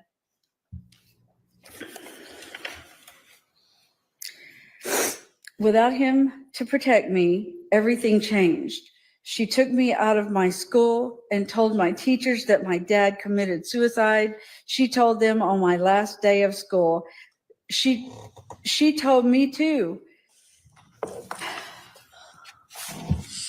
I cried all day and just kept saying, my dad's not dead, my dad's not dead, with tears rolling down my face. And I missed my dad. Now I had lost Bailey, my school. And now my dad wasn't just on a business trip anymore. He was dead. Then within the next few days, it got worse. We moved. All of a sudden, I was at Colby's, my big brother's work, telling him goodbye. I couldn't go play with my cousins at Brandon's house anymore. Braxy and Bridie were taken away too. My aunts, uncles, brothers, grandparents, teachers, friends at school, my mama and papa, and Ashlyn, and everything that I knew was gone, all because my dad couldn't protect me anymore. He was my best friend. I loved my dad more than I can ever explain. Lori calls the next tragedy in my family too, the next domino to fall. There was one thing I had left, was my big sister Tylee. She murdered her too. She murdered her on September 8th of 2019, just 59 days after my dad was murdered.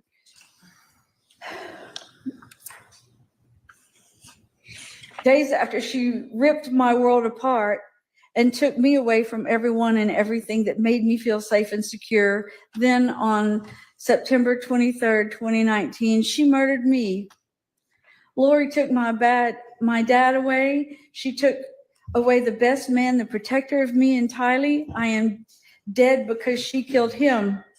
He never would have let her hurt me, and I know he died protecting me. He took 6 years for me to be able to have a voice, to be here to say what the death of my dad did to me. I am not a domino that fell in her life. I am Joshua Jackson Vallow. I am the son of Charles Vallow. I should be 13 years old now, but I'm forever 7. The impact of my father's death was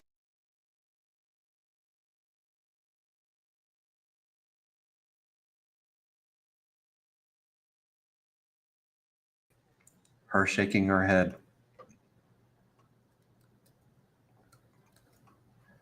Her shaking her head and her deluded, twisted. I don't know whether this is out of her saying, I don't believe he's forever 7, or her having trouble dealing with emotion, because if I were sitting there having trouble dealing with emotion, I might shake my head like that, but I honestly don't think that's it. And especially since Kasha said she was smirking during this. It's her deluded, twisted beliefs, right? How can she not be having a reaction to this besides shaking her head no? I mean, and that's right when Kay says forever 7, is when she shakes her head no. Unreal. my dad away. She took away the best man, the protector of me and Tylee. I am dead because she killed him. He never would have let her hurt me, and I know he died protecting me. He took 6 years for me to be able to have a voice, to be here to say what the death of my dad did to me. I am not a domino that fell in her life. I am Joshua Jackson Vallow. I am the son of Charles Vallow. I should be 13 years old now, but I'm forever 7. The impact of my father's death was my murder. And Judge, it is 13 years today that JJ's adoption was finalized, and they moved him immediately right away to Hawaii. And I hope you remember that. I trusted you!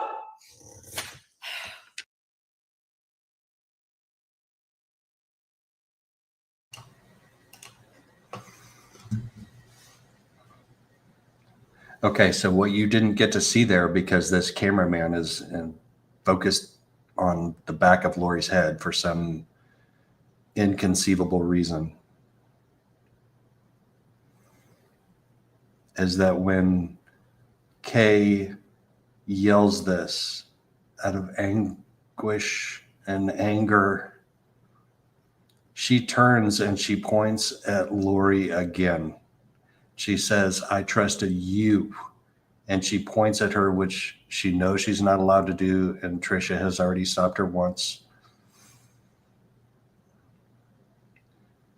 And so Trisha K stands up again because she's got to go head this off. Judge Bareski didn't react at all right at that second. But she says, I trusted you. And she turns and she points at her again. And then she walks off back to her seat, sobbing. And Todd is there sobbing also. I can't believe that they didn't catch that on camera. That's just ridiculous to be sitting there pointed at the back of Lori's head. And yeah, we picked up some subtle nuances of her ridiculous narcissistic behavior. But I'm sorry that you guys didn't get to see that. I mean, and I trusted you with JJ is what she didn't say. I trusted you. She just read JJ's letter and she turns around and she yells at her, I trusted you, and points at her. I trusted you with JJ. And what did you do? You took him to Hawaii and you took him to Idaho. And you took his life in a really horrible, horrible way.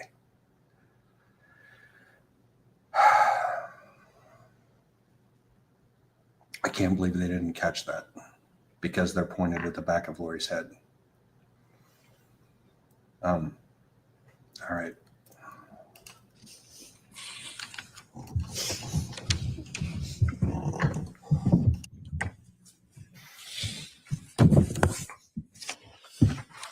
Next is Jerry Vallow.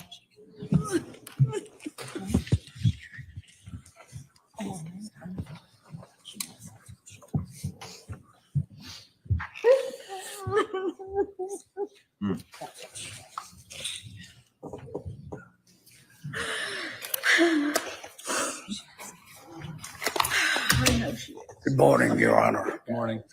My name is Jerry Vallow. Charles was my big brother. And wasn't but a few weeks ago, I was sitting out in my garage with the door open. It was raining a little bit, listening to the fireworks in the distance. And all I could think about was everything I've lost and why. And I kept making excuses not to write a statement. But the truth is, there are no words big enough for the impact this has had. And yet here I am. I am a veteran. I served honorably. for this country and everything it's supposed to stand for: freedom, independence, and justice. I knew good men that went to war. Some of them came home badly broken. Some came home and couldn't live with the weight of what they carried and ended their lives. Some didn't come home at all. Those men fought for something real, a country with laws that protect the innocent and punish the guilty. That's why I'm here to speak for Charles, my big brother, one of the innocents, because I still believe in that. And Lori shit on all of it. She doesn't deserve to breathe the air those men fought for. She doesn't deserve to sit and play victim when she is the reason we are all here. When I came home from my service overseas, Charles invited me to live with him. He offered a home and support until I adjusted to civilian life again. That's just who he was: giving, loving, supportive, caring. And he was funny, social, and everyone he met became his friends. You couldn't help but be drawn to him. You loved him. He wasn't just my big brother, he was my best friend. We grew up together on the bayous and rivers in South Louisiana, spending countless days and nights camping, fishing, hunting, exploring, and just being kids. We had so much fun. We learned to survive, trust each other, and become men. I miss him every day. He was a devoted father, a teacher, someone who guided and loved his kids with every fiber of his being. All 5 of his children meant the world to him. And he spent his last months fighting for Tylee and J.J. because he was a protector. He was a son, a father, a brother, an uncle, a good man. He didn't deserve to die, and he sure as hell didn't deserve to be vilified by the woman that killed him. I keep asking why. Why? Is it about $1 million? He wasn't just a dollar sign to fund Lori's sick game of make-believe. She tried to cash in on his life, and when that didn't work, she brutally murdered her kids for money, and she tried to kill Brandon when he started looking like the next available dollar sign. His murder impacted not only me, but my entire family. She tried to tear us apart, but she couldn't because we're pretty strong, resilient people. It didn't stop with Charles's death. J.J., Tylee, Tammy, all murdered, and Brandon almost lost his life. Innocent lives were stolen, and we all feel the deep pain and loss, and it hurts and will for years to come. Lori is responsible for all of this. This isn't a family tragedy that occurred randomly. It was a deliberate act of evil. This has never been a mission from God. She isn't an instrument in God's hands. She was sleeping with Chad Daybell behind Charles's back while planning his murder. You know what kind of instrument kills a father in cold blood, buries 2 kids in a pet cemetery, and lies through her teeth while doing it? It's called a weapon. And God doesn't use weapons against innocence. She wasn't doing God's work. She was selfish, cruel, and calculated. God didn't send her to commit murder. She used his name to justify evil. That's not God's work. That's blasphemy, plain and simple. She used God's name like a weapon, lied in his name, killed in his name, and now she wants to stand in court and she claims she's doing the Lord's work.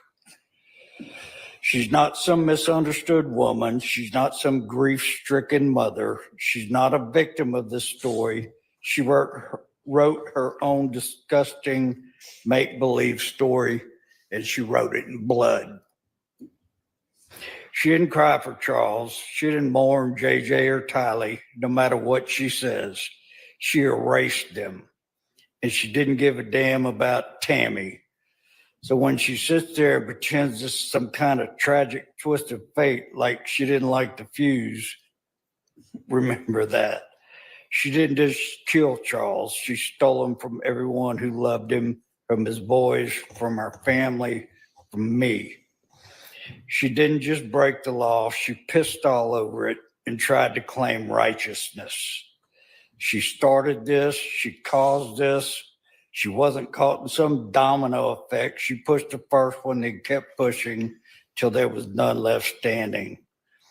She twisted everything, God, family, and loves.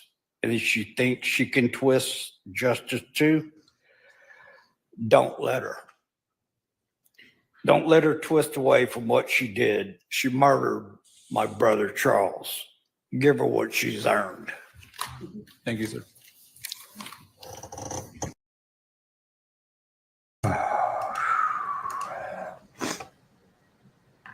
Okay, so that's the last of.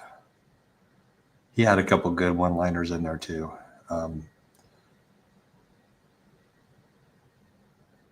That's the last of Charles's victim impact statements from the 2021 case.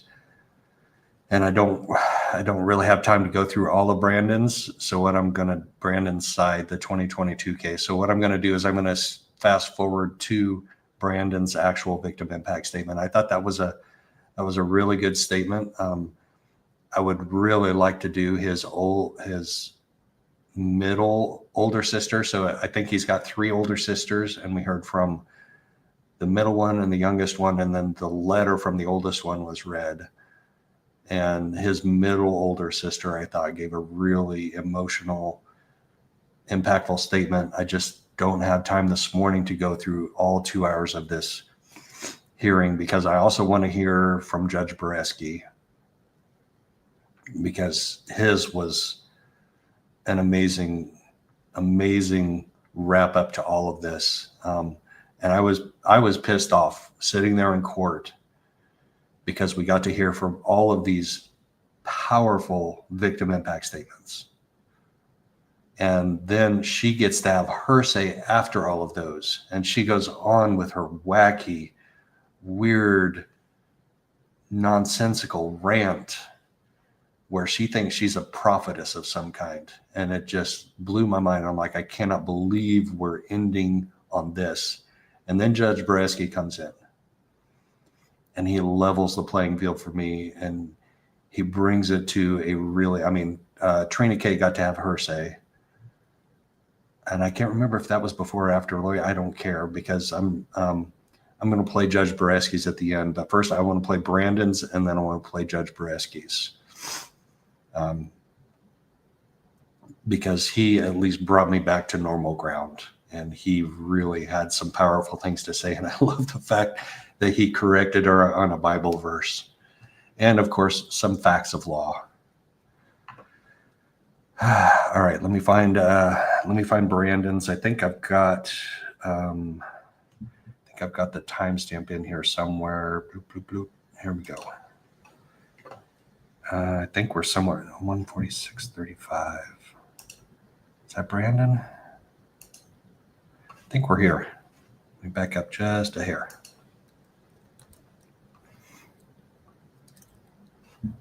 Acts, social withdrawal, Nope. with which we speak. Nope, I didn't We find took it them all correctly. in. Sorry, guys. There we go.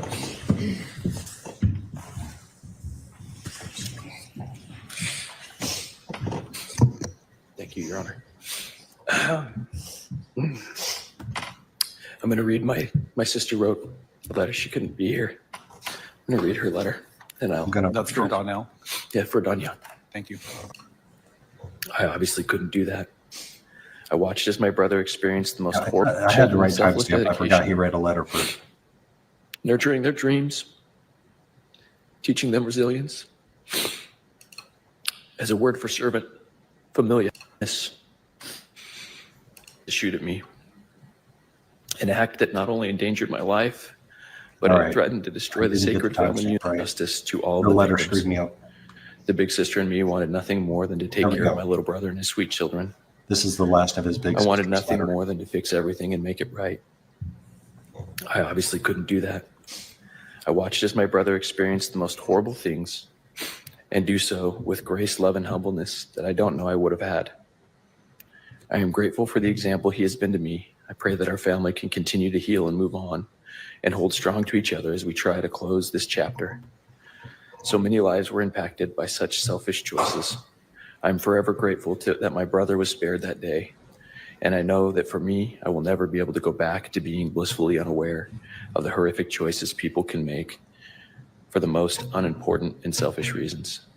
Thank you for your time, Danielle Hackey. Your Honor, thank you for giving me my time today and for listening to all these people who are my family now and who have gone through this with me. On October 2nd, Lori Daybell, someone I considered family, conspired with others to shoot at me. An act that not only endangered my life, but it threatened to destroy the sacred family unit that I cherish for my children. Had this heinous crime succeeded, my children would have been left to face a lifetime of grief, robbed of the love, stability, and spiritual guidance I provide as their father. The betrayal by someone connected to my family has left me battling overwhelming emotions over the years. I felt fear, paranoia. I lived with constant vigilance, loneliness, regret, sadness, depression, anger, heartache, and embarrassment.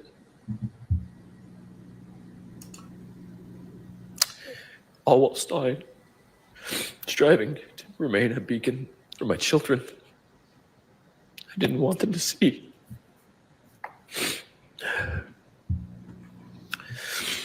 The word family in Latin was used as a word for servant, familia. How beautiful to think of those who are family as those who we serve or who serve us freely without the thought of reward. I try to live this truth every day, serving my children with selfless dedication, nurturing their dreams, teaching them resilience, and providing a foundation of love.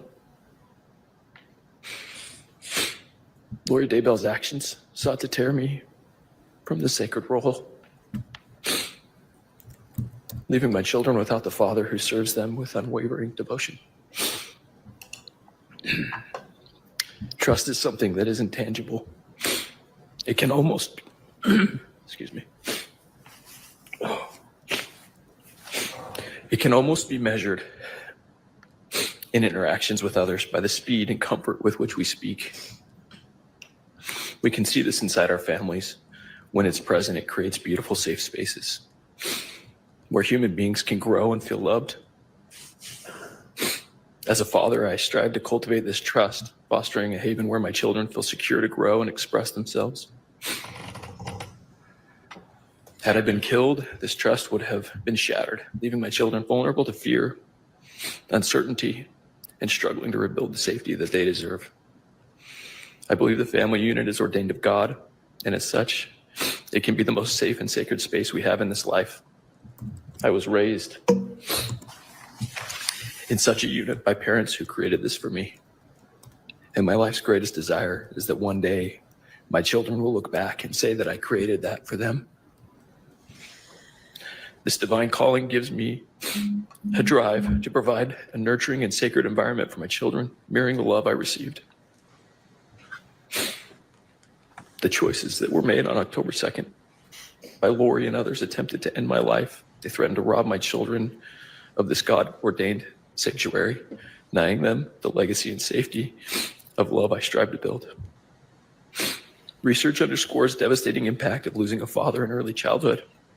20 to 30% of bereaved children develop clinical depression or anxiety, grappling with abandonment. It can hinder their ability to form healthy relationships. My children would have faced these scars and many more. Their sense of security would have been destroyed. The violent act orchestrated by Lori would have taken this. Additionally, children who lose a parent experience academic setbacks, social withdrawal. Studies show that such children face socioeconomic challenges as adults, threatening the stable future I work tirelessly to provide. Besides my children, I have extended family for whom this conspiracy's toll I will never truly know. There's no measurement system for our grief, for our stress, for their pain and their trauma. They carry a burden that was no responsibility of their own. They're good people, all of them. But they showed up. They understood what family meant. They postponed work. They postponed life. They postponed fun. They even put out their own children and their own spouses. I had to ask them and their families to keep me safe and put them in jeopardy. I was scared to stay with them for months after they shot at me and kept trying to find me. I was continually pursued when I asked my new wife to marry me. I had to do so knowing the burden I brought to our marriage. A life filled with unwanted attention, trauma, from a conspiracy I knew nothing about until it was almost too late. This burden will never go away, but we will learn to deal with it. We can never go back. We can't fix these things. There's no way to make right all the injustice and suffering that we've endured. So my greatest hope is that we can protect others from facing it. I hope those who participated can be removed from a place where they can have a chance to hurt anyone ever again in the future. No one deserves to live a life of fear and trauma. I have friends who stood up and put their lives on hold to help me and my children. I don't know how to convey to you the fear they must have felt to just be involved with me or around me. As others conspired and continued to come looking for me, I can't imagine the impact it had on them after the fact or during, and some of them had to distance themselves to keep their family safe. Finally, this overwhelming toll and conspiracy has had so much effect on those who are called upon to uphold our laws, and to those that I employed to try to protect my family. I would include attorneys, law enforcement, juries, yourself, your staff, all the people who have to deal with this. We've spent countless hours and precious resources from our community's taxes, mine and my family's personal finances, striving to prove exactly what happened, and most importantly, to keep children safe. All of this could have gone to more productive and beneficial things to help others, but it had to be diverted because of selfishness and self-centered conspirations. Your Honor, I'm a believer in forgiveness, and I believe it can be relieving for people to let go of the feelings that I've been describing, to give them away to their Savior, so that there's more room for good feelings and things that can come in this life. I try to practice this. I'm not perfect at it, but I have found relief in it. But I do not believe that this means that we can trust those who commit crimes to continue to have freedom that they had before. I choose to forgive Lori for myself so that I can be able to be a better father to those children I described. Be a better husband for my new wife. A better son and brother to these wonderful people who came. And a better neighbor and friend to those people who were there for me when I needed it most. But I have never seen any remorse or acknowledgement from Lori or any of her conspirators.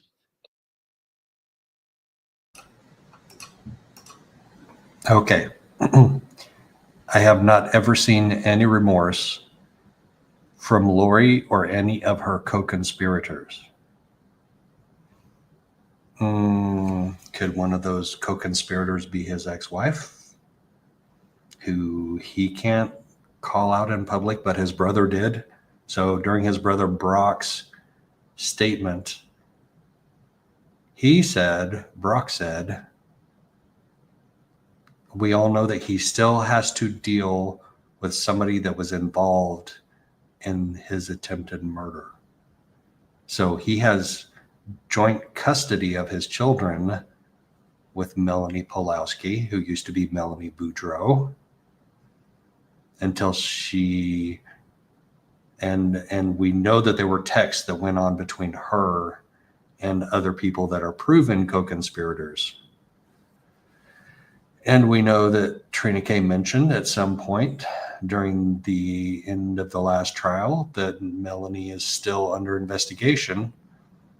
And we also know that Trina K did not give a press conference statement after this sentencing hearing. So if you put one and one and one and one together, I think we can all arrive at the conclusion that that's 4.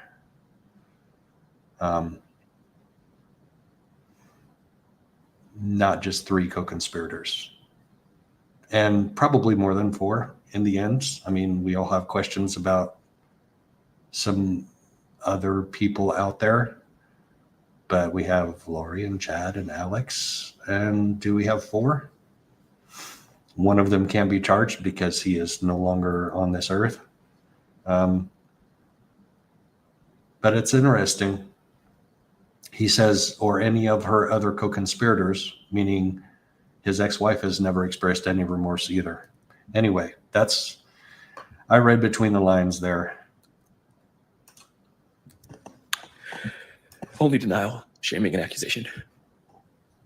I would never feel safe if she has freedom. I will always fear her for what she would try to do, again, to hurt my family. The trauma of this attack has already shaken my children's sense of safety. It's forced me to fight through pain, and it's forced me to work to restore trust for them in this life that we live. Lori's conspiracy was an assault on the essence of familia or selfless love. It's an assault on trust, and it's an assault on the divine sanctity of what a family is and what I grew up in.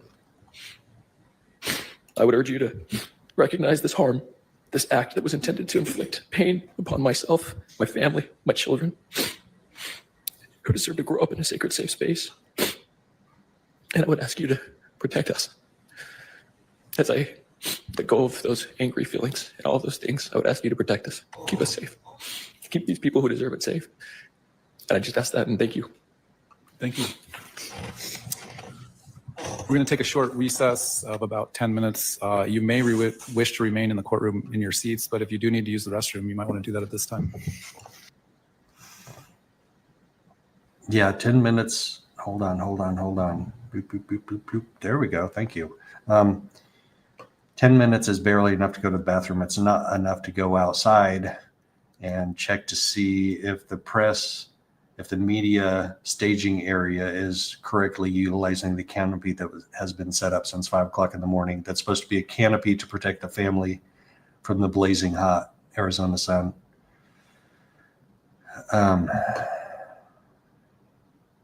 Oh gosh, darn Kasha.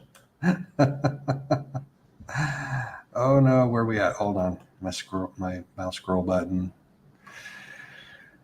Yeah. I don't think we have many questions about that anymore. That's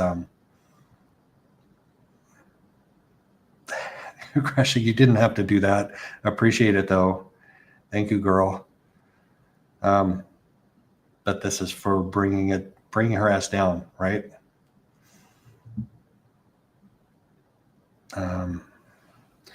So we're taking a break. Let me see. Let me fast forward to the point. Trina K did a really good job. You want me to play Trina K's closing statement? Because I still have judges' closing statements to offer too. But I've got to be wrapping it up probably in the next half hour or so.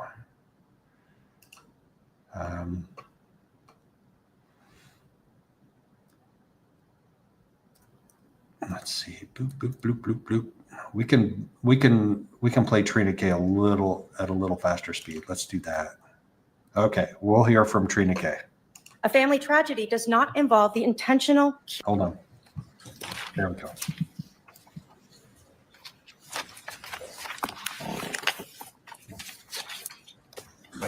Back on the record in CR 2021-001704, CR 2022-001242. The state can continue with its presentation. Thank you, Your Honor. This time I would like to address the court.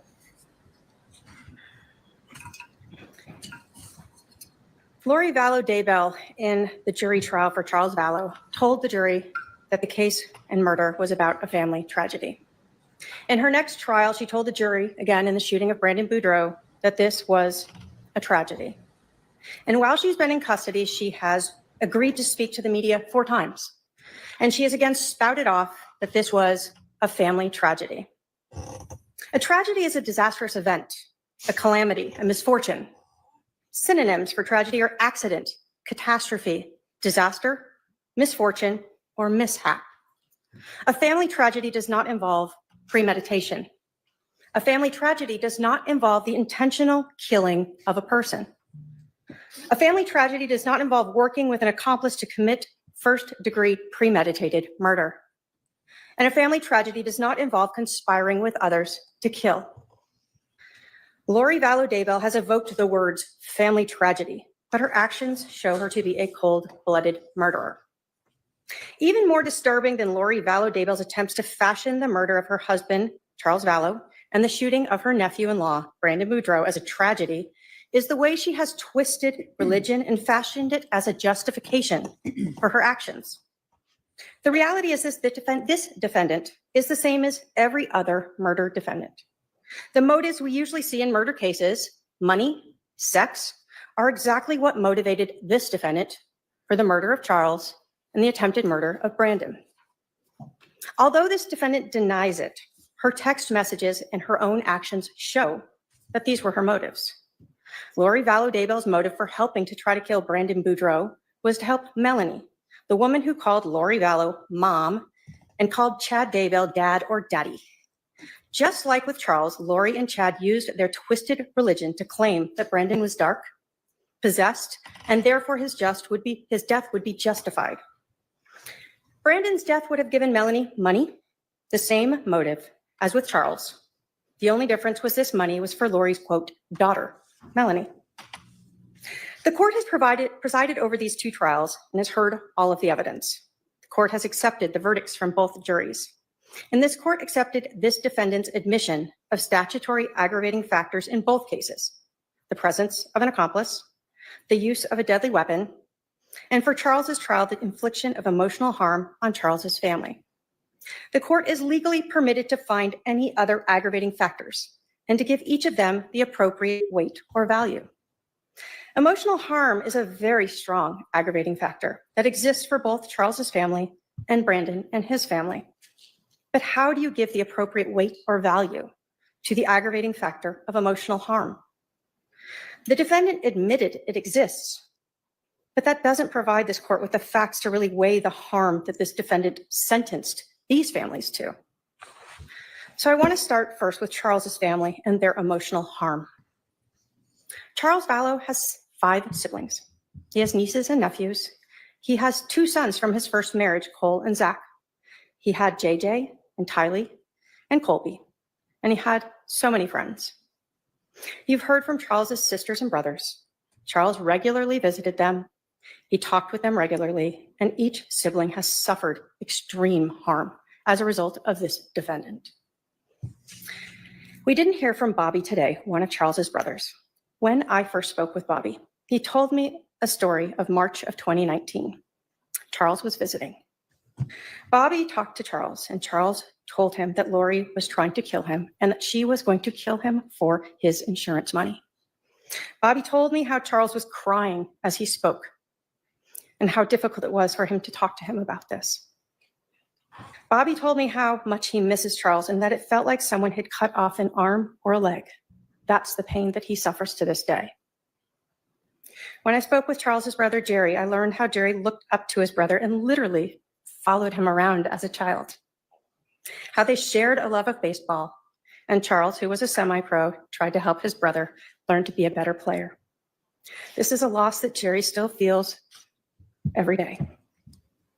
When I spoke with Charles's sister, Susan, she told me a story about how close her son was to his Uncle Charles and the reaction that he had when she had to tell him that his Uncle Charles had been killed, how it devastated him.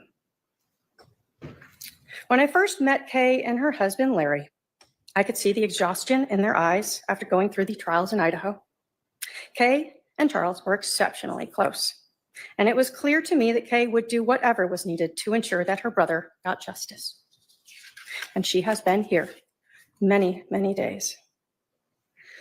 But one of the most disturbing parts of this case that gives so much weight to the aggravating factor of emotional harm and shows how callous, how self-centered, how uncaring, and how narcissistic this defendant is the text messages that she sent to Charles Vallow's sons, Zach and Cole, on July 12th, the day after Charles died. She let them know via a text message that their dad was dead. She wrote, quote, "Hi, boys. I have very sad news. Your dad passed away yesterday. I'm working on making arrangements, and I'll keep you informed with what's going on. I'm still not sure how to handle things. Just want you to know that I love you, and so did your dad." One of Charles's sons texted back, "Lori, what happened?" Lori Vallow knew that Alex Cox had shot and killed Charles, but instead of being honest or caring about his sons, she lied and told them, "We are still waiting on the ME report. I'll let you know more when I can." Charles's sons texted again and again, and at one point, one of them indicated, "You can't just tell us Dad died and disappear." On July 15th, one of Charles's sons texted Lori and said, quote, "Okay, Lori, it's been 3 days.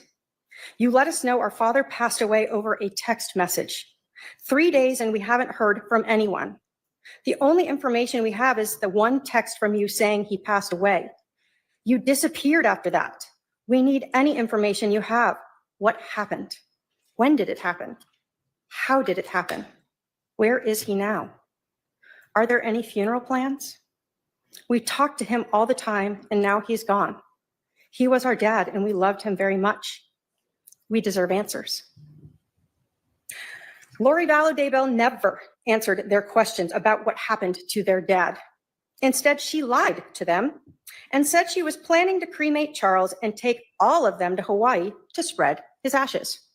Instead, this defendant FedExed Charles's ashes to Louisiana and took Chad Daybell to Hawaii.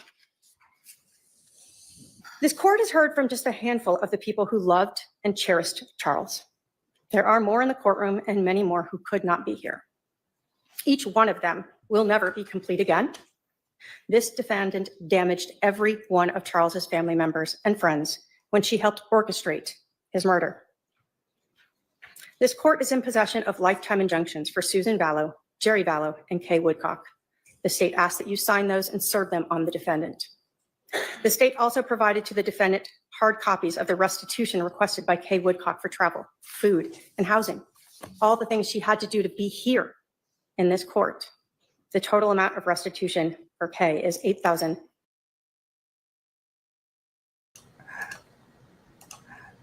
All right, Kasha.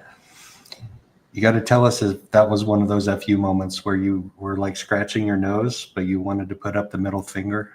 Like, we're going to watch that just because that's so funny.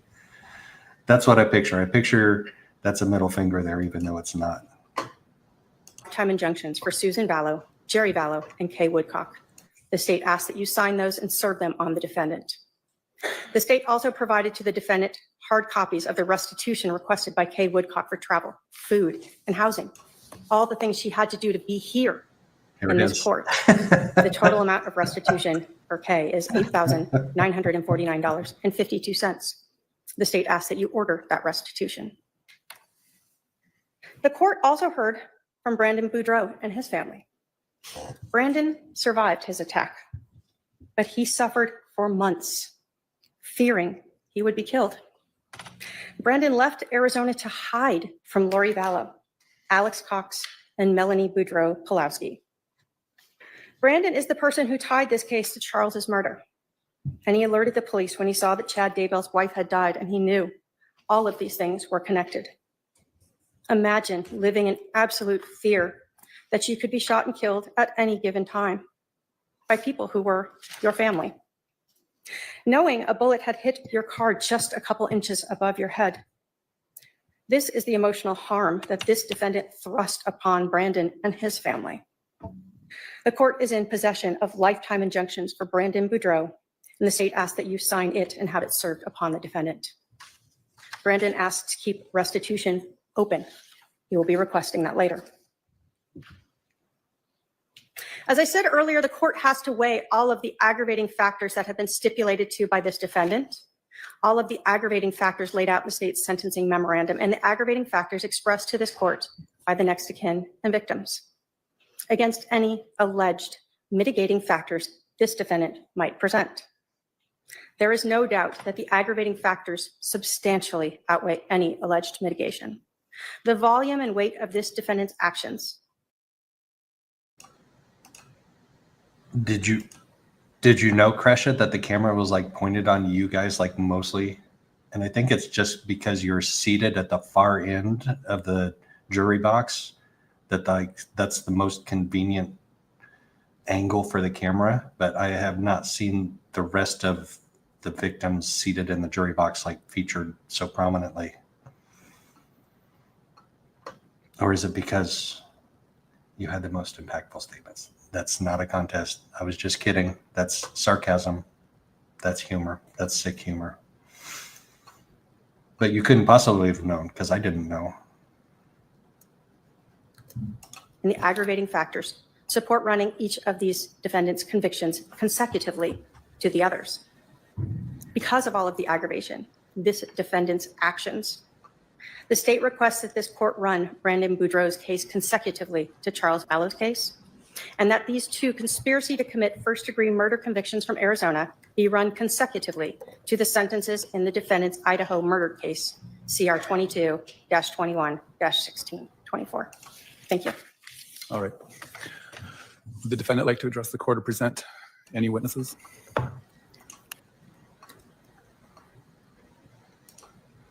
Nope, nope, nope, nope, nope.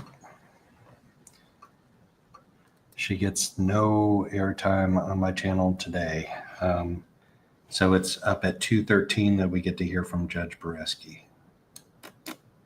So we're fast forwarding a little bit. I can't hit 2:13 exactly. 2:12:57, close enough.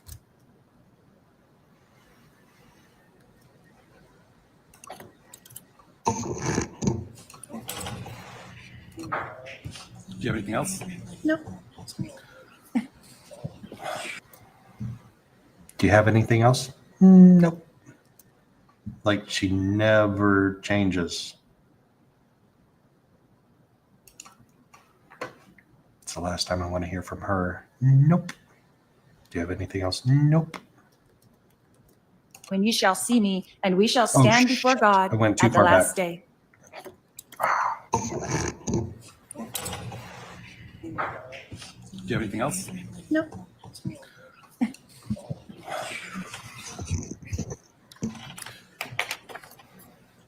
In this day and age where truth seems to matter little to our talking heads on the news and to our politicians, I'm proud that this trial court and through our jury trials, we draw on the collective wisdom of jurors to determine the truth. As I said in my jury instructions to the jury, it is their job to determine the truth. The defendant spent several minutes talking about statistics and being prevented from presenting her side, and that is not the truth. Maricopa County is a court of innovation. We virtually screened hundreds of jurors, and we kicked off jurors from service that had ever even heard of Lori Vallow. So when she says that she couldn't get a fair trial in Maricopa County, that is not the truth. Your cases involved 24 separate jurors who deliberated. and reach verdicts on these two cases. They represent a broad cross-section of society, which means these two verdicts represent the decisions of our community, not the view of a single person, not the view of a single prosecutor, and not the view of a judge. The collective decision-making of juries helps to reduce individual biases and errors in judgment. 12 jurors in the first case unanimously agreed that proof beyond a reasonable doubt established you conspired to kill Charles Vallow. And 12 separate jurors in the second case, again with no prior knowledge of you whatsoever, no knowledge of your notoriety, unanimously agreed you conspired to have Brandon Boudreaux killed. Many people have asked why the state bothered to extradite you and bring you to Arizona, given the sentences that you received in Idaho. Trials are not just about seeking accountability or punishment from those who have committed crimes, but to give the victims of crimes justice and acknowledgement of the impact of being a victim.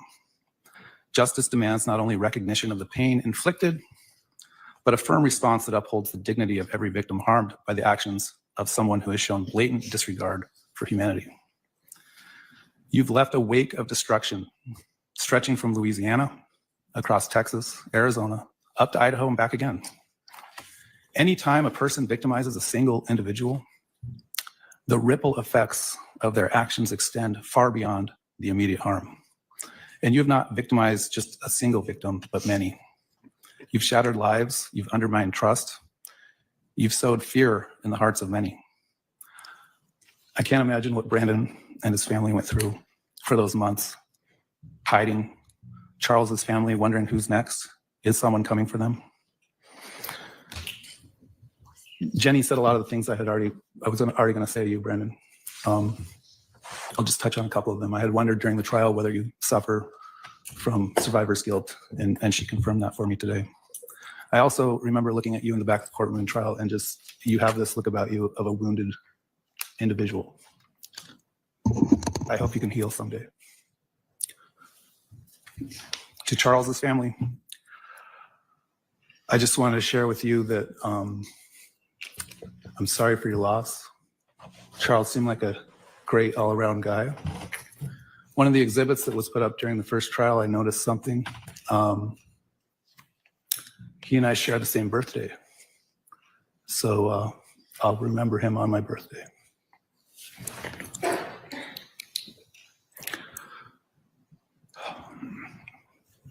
I've seen many, many cases in my career where someone faces a long prison sentence for what amounted to one split-second bad decision. You are not that person. The amount of contemplation, calculation, planning, manipulation that went into these crimes is unparalleled in my career. Your powers of manipulation are profoundly destructive, one that undermines trust, distorts truth, and can erode the very foundations of healthy relationships and society. The impact of your manipulation has been devastating, insidious, and far-reaching, and perhaps still unknown. One can't help but wonder if Alex died as a result of the extraordinary burdens that you placed upon him. No one will. How crazy is that? For the judge to wonder out loud in public court if she is responsible for Alex's death. Like out of the blue. Out of the blue. Like, I mean, Alex was obviously mentioned and featured very prominently in both of these cases, in both of these trials. But for Judge Bereski to wonder out loud if she's responsible, now he goes down the path that, oh, the outstanding or the burden that she places on him because he was the hitman. He did the dirty deeds, allegedly. We know he shot Charles. Pretty sure he's the one that shot at Brandon. Pretty sure. Okay, we're sure, 100% sure. He's the one that shot at Brandon. Probably responsible for unaliving J.J. and Tylee and shooting at Tammy. Probably not poisoning Tammy, which is what she ultimately died of. But she was shot at, and she thought it maybe was a paintball gun too. like Brandon did, maybe initially, like that initial thought that went through his head. I heard a pop and my window wasn't shattered, so it must have been a paintball gun. But for Judge Boreski to say, I wonder if you're responsible for Alex's death, that's crazy. And confirmation of things that we've been thinking for a long time. Never know. You preyed on the vulnerability of those around you, JJ, Tylee, Alex, Melanie, others. And today I heard about Colby. You specialize in exploiting the empathy and goodwill of others, turning those virtues into tools of control and harm. I think that over time, as a result of being subjected to your manipulation, those people lost their sense of self and their ability to distinguish truth from falsehood. In the face of such profound damage, a long prison sentence is not merely a punishment. It is a necessary affirmation that our society values justice, protection, and the sanctity of human life. You just referenced a Bible verse or a verse recently about the prisoners shall go free.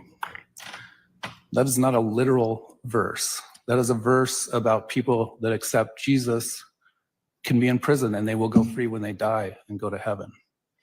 But it will take an act of God for you to go free. In short, you should never be released from prison. Eventually, the camera that you seek out so much, the media requests, will lessen over time and you'll fade into obscurity. The state has requested that I find additional aggravation. The court does find that in CR 2021-001704, the offense was committed in the expectation that you would receive pecuniary gain. In the CR 2022-001242 case, the court finds the emotional harm suffered by Brandon and his family to be immeasurable. The sentences on those aggravating factors alone will be justified. The state also asked to find an aggravating factor of a prior felony conviction within 10 years of this offense. However, I'm hesitant to do that just because of the way that statute reads, that the offense had to be committed before the date of the offense on these two crimes, which it wasn't. So the court will decline to find that aggravating factor. However, as I said, the substantial amount of harm to the victims and the victim's family, emotional, financial, and otherwise, are immeasurable and justifies consecutive sentences. Ms. Vallow, what's your position on Ms. Woodcock's restitution request of $8,949.52? I just received it from my advisory council and I'd like to get a chance to look at it. So I know that the restitution from Brandon hasn't been turned in yet, so we'll look at that and I can discuss it with my advisory council. Would you want to waive your appearance for a restitution hearing in the future and have your counsel handle that? I don't see why I couldn't appear by Zoom. I think my request would be just to leave, not waive her appearance at this time, but if there ends up being some restitution hearing, I can reach out to her and decide if she wants to be here for that. I'm not going to have her extradited from Idaho for a restitution hearing if she wants to appear. So that's my issue here. She may be able to appear virtually. I don't know. Because at this time, we don't have the restitution from Mr. Boudreaux, so. All right. I'm going to set a status conference regarding restitution as to Kay Woodcock. We'll set that in a few moments. If you agree to it prior to that date, we'll vacate it. If not, we'll have to talk about setting a restitution hearing. The court will also, at the request of Brandon Boudreaux, issue a lifetime injunction that prevents you from having any form of contact whatsoever with him for the rest of your life. The court will also issue an injunction on behalf of Susan Vallow, Kay Woodcock, and Jerry Vallow that likewise prohibits you from having any form of contact with them for the rest of your life. You'll be served with those injunctions later today. In each case, it's ordered that you pay a $9 victim compensation fund assessment, a $20 probation assessment, a $2 victims' rights enforcement assessment, and a $13 criminal penalty assessment. Although it's largely symbolic, the court's going to impose the maximum fine allowable for each case. It's ordered that you pay a $150,000 fine plus a 78% surcharge on each case. Those total fines on each case is $267,000. I know the law says that you can't financially benefit off your crimes, but in the event that somehow you did, those restitution amounts or those fine amounts are out there that can be paid.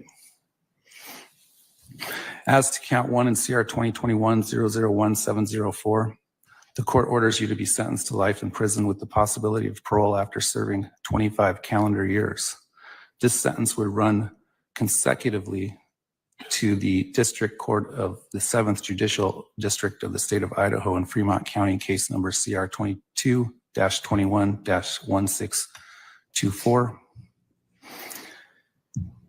As to count 1 in CR 2022-001-242-001, it's ordered that you be sentenced to life in prison with the possibility of parole after serving 25 calendar years. That sentence also, due to the number of victims you've created in the two cases, the immeasurable harm you've inflicted on many, it's ordered that that run consecutive to CR 2021-001-704. Because these sentences are consecutive to one another and consecutive to the Idaho case in which you are currently serving a sentence, you're giving 0 days credit for time served. You have the right to appeal from the orders of the court and to have a lawyer represent you. If you cannot afford a lawyer, one will be appointed for you. If instead you want to represent yourself in your appeal, you must file a written waiver no later than 30 days after the filing of your notice of appeal. If you cannot afford copies of the necessary records and transcripts, they would be provided for you at no cost. If you want to appeal, you must file a notice of appeal within 20 days of today, or you lose that right. If you want to petition for post-conviction of relief, you must file a notice within 90 days from today, or within 30 days after the appellate court issues a mandate affirming the judgment and sentence in your direct appeal, whichever is later, or you would lose that right as well.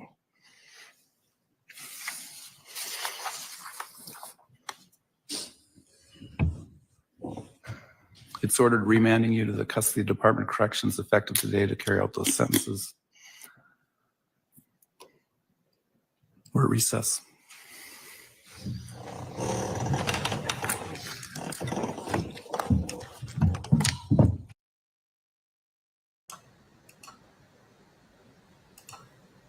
So what's coming up next? I didn't know if this was caught on camera or not.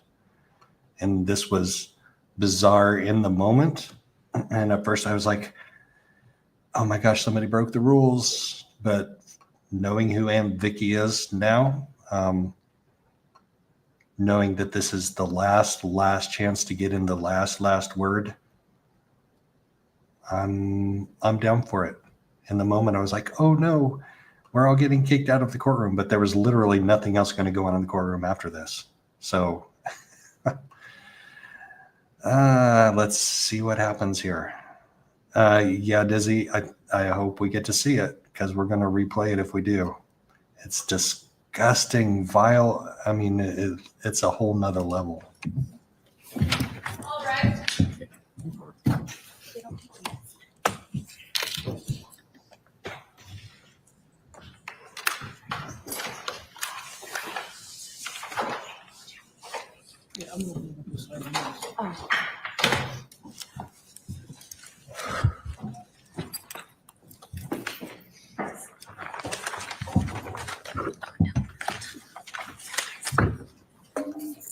Lori, Ryan, Brendan.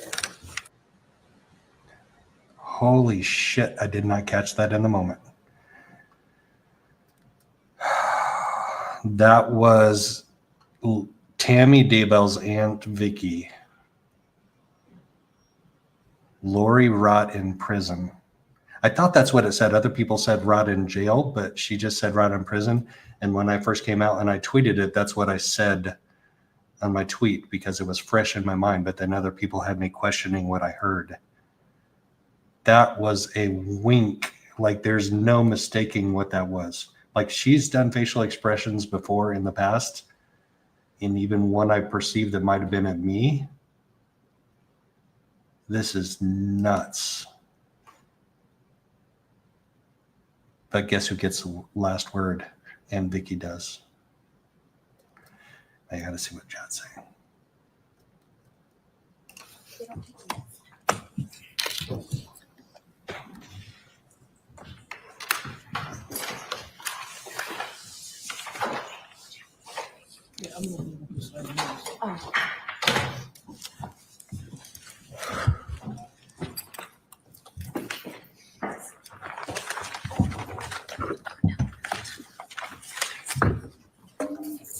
Lori, right in prison. We can't do that. Let's go. Everyone out now. Lori Rotten Prison. Okay, one more time and that's it, because I'm done with this hooker, as Kasha so eloquently puts it. One more time so everybody can see it, and we have all the facts, and we can see the disgusting what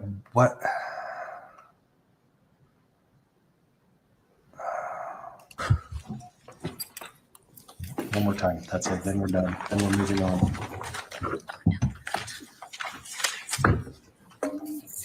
Lori, right in prison. We can't do that. Let's go. Everyone out now. Okay, so hold on. Boop, boop, boop, boop, boop. What was said after that? Hold on, let me get back to StreamYard. What was said after that was the that gal with the hoop earrings. She is the administrative assistant. She's the court assistant. Basically, she administers the goings on in the court. And she said, we can't do that. Everybody out now. So we all got kicked out of court. But you know what? There wasn't anything else going on in court after that. I mean, you stand there and everybody files out slowly and there's nothing else that goes on. So,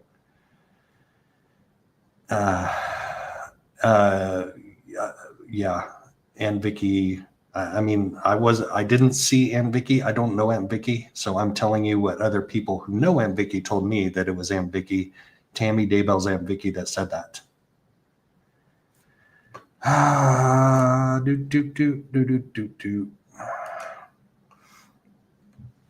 Yes, Kasha, come on over. I've got a grocery delivery on the way. I'm going to do some cooking today and let's hang out.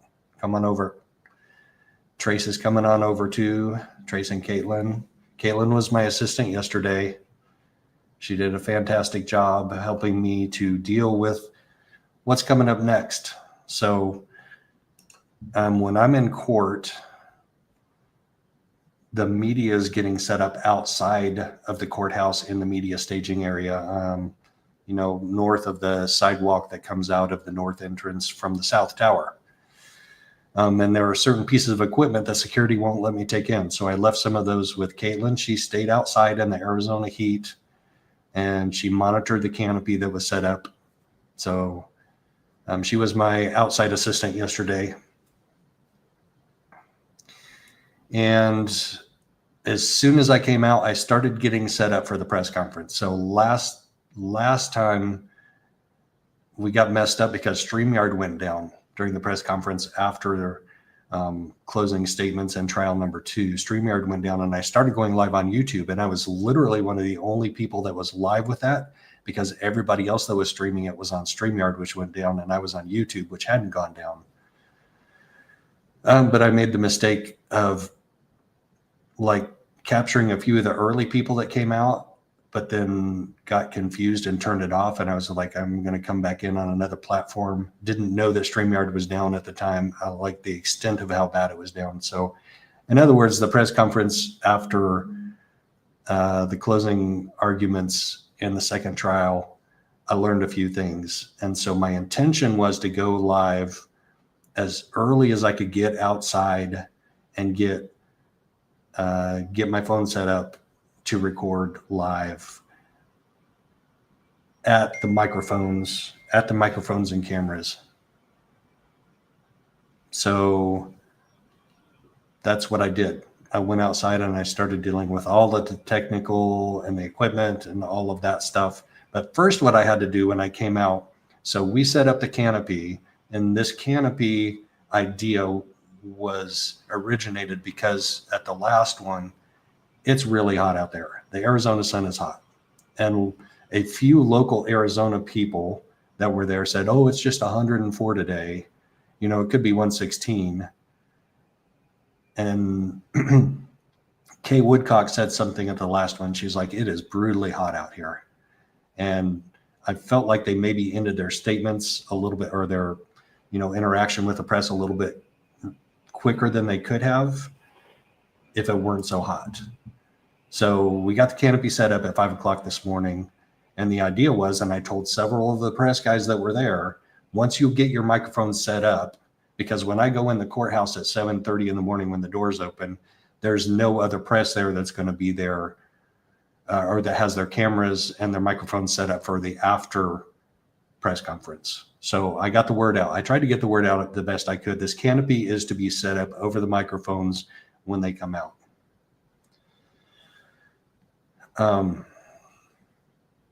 And when the families come out to speak to the press, so they don't have to stand there in the brutally hot Arizona sun, Phoenix sun, and talk to the press and sweat their butts off like we all did. So I come out of the courthouse right after, as quickly as I could get my butt out the door. And the canopy is not set up over the microphone. They have the microphone set up. They have like 10 cameras set up behind the microphones. And then the canopy is behind the cameras, behind the microphones. Like, dude, this canopy is for the microphones, for the families, for them. And so I had to like prod some people to help me. Lauren from Hidden True Crime jumped in without having to be asked. So it takes 4 people to move the canopy, 1 on each leg, right? So we all kind of maneuvered it over the microphones. And then I could concentrate on getting my tech equipment set up.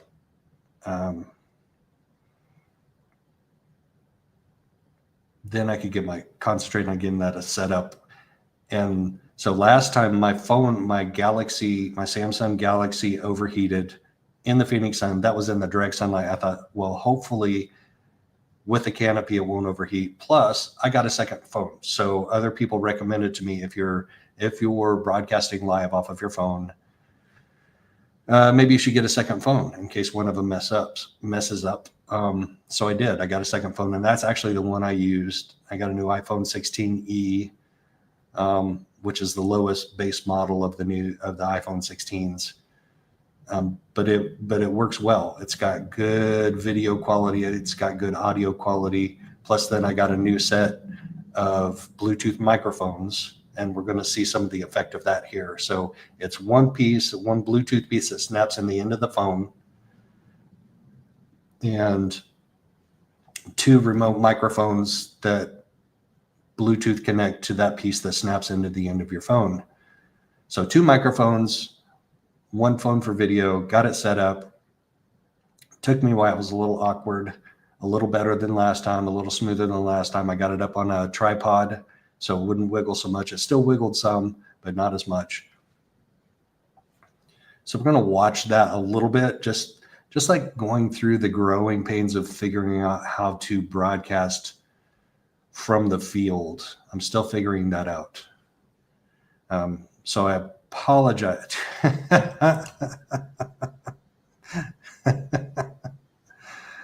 Oh, Divergent. That's funny. Hold on. I got a text message I have to check because I have an order out. Oh, they've already checked out. Holy cow. Well, let's get through this. Actually, before I share that, let me take that off the stage, because immediately, so we usually have to wait 2 days for documents to come out on the court. In the court documents related to this case usually take 2 days. I found these in the afternoon, yesterday afternoon.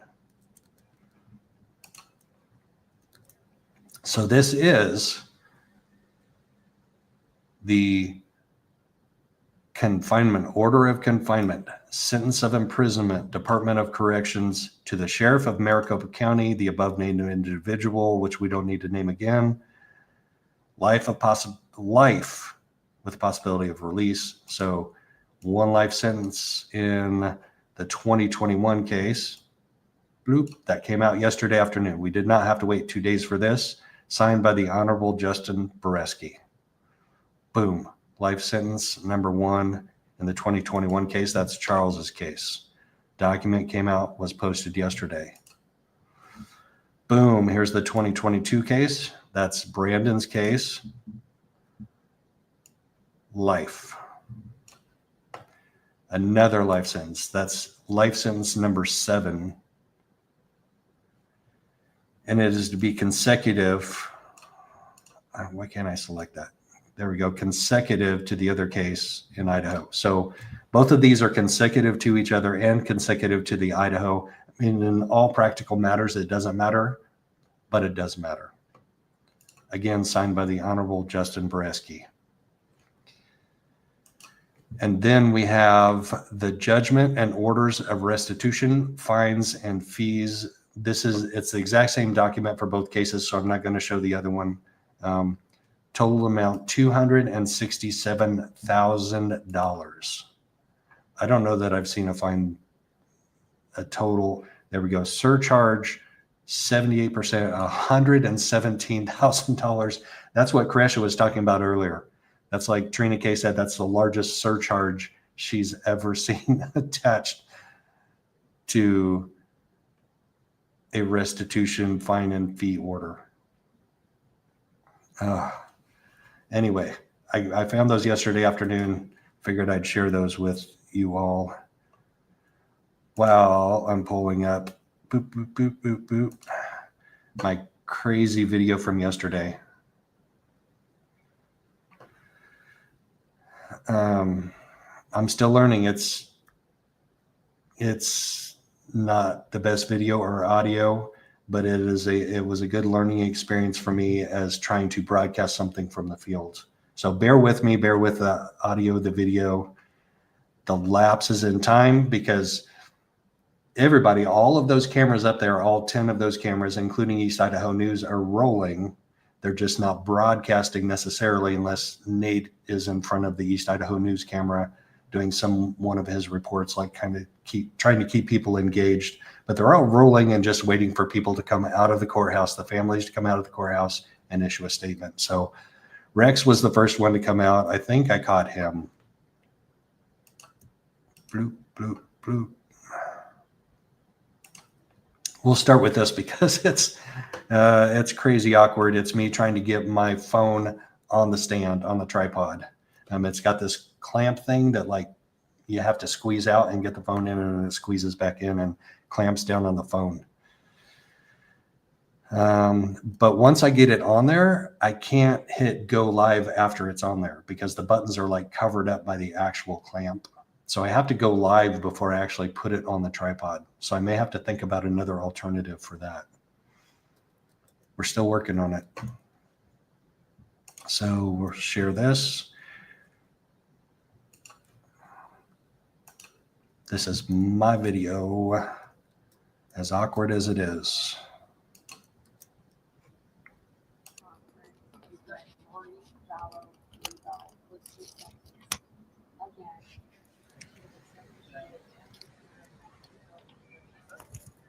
So I'm pointing it at the doors because there to the left is where you see, to the far left is where the families come out of the courthouse.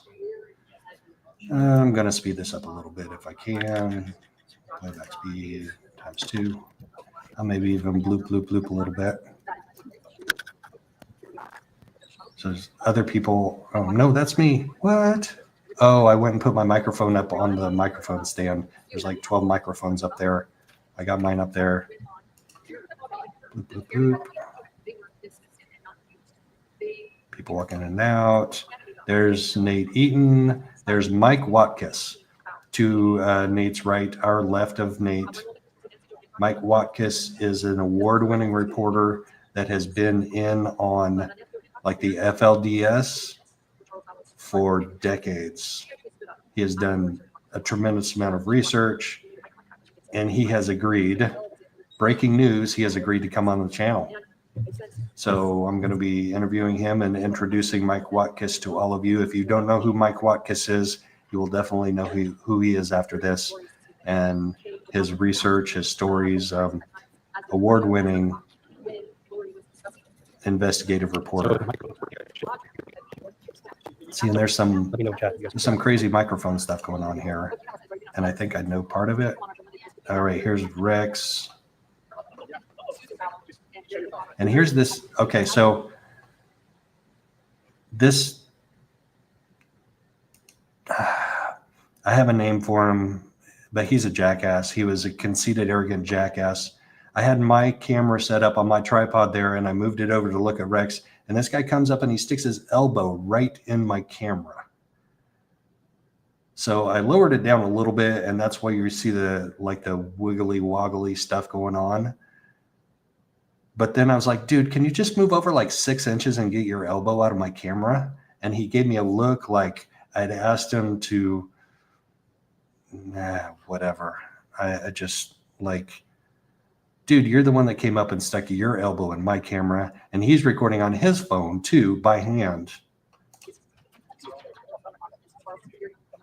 All right, I'm going to slow down just a little bit. See right there, this guy, he comes up with his phone to record and sticks his elbow right in my camera. I'm going to slow it down to 125.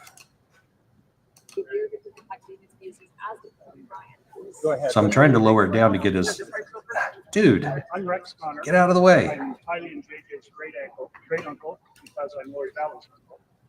I like being associated with Tylee and J.J more than with Lori. And sitting through the sentencing at the end of the chapter of this, boy, what a relief. It was hard to stay in there when Lori was going to speak. As we all know, what comes out of her mouth when she speaks. And that's just hard to sit through after such. So this audio isn't the best. I got to figure this out. I've been to church all my life, and I counted up once. I've been over 12,000 hours of church, and I have never heard a sermon better than J.J.'s dad, Todd Trahan, today. I definitely got to figure the audio out. This isn't working. So whether you're religious or not, I recommend that. After a few minutes of his impact statement, too, that was beautiful. And so those moments like that are what makes all of this worth it. Makes it worth it to come to this. Dizzy, I kind of had one. I actually did have a microphone up there, but it wasn't like their microphones. It was one of the smaller microphones, but it definitely needs to be up there closer, like where theirs are.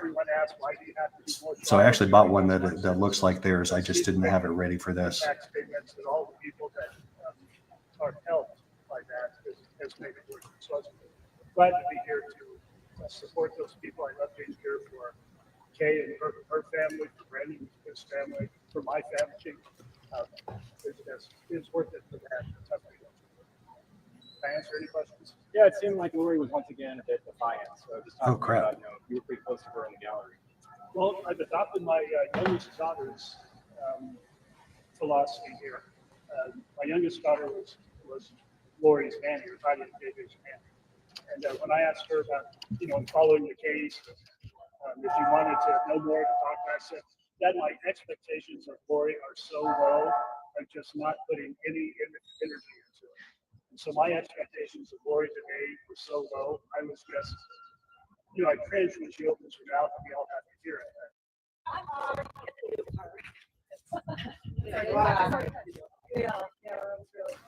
All right, I've got to wrap this up soon, guys. Our mission is accomplished after 6.5 years of her hell. We're done. And I never have to see her again, talk to her again. She can never call me, and I won't be calling her. And, so you can see I've got video issues and audio issues that I'm still sorting out. The echo, I think, is because I had two microphones out, one on my tie and one little one up there at the stand. And so that's like a little bit of an audio delay. Like the interview last night, it was just regurgitated from her interviews before. That's all she said, just regurgitation. And I'm like, I wasn't gonna watch it.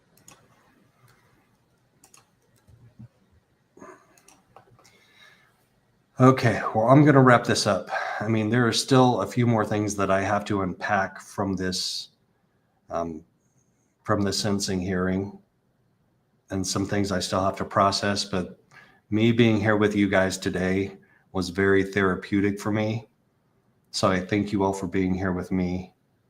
Yeah, I'm sorry, Krish, I didn't show that because the audio. So you know what? I'm going to go ahead and play that. Hold on. I'm going to play that part where your brother talks, because he gets up there to the microphones, which is, again, is like huge.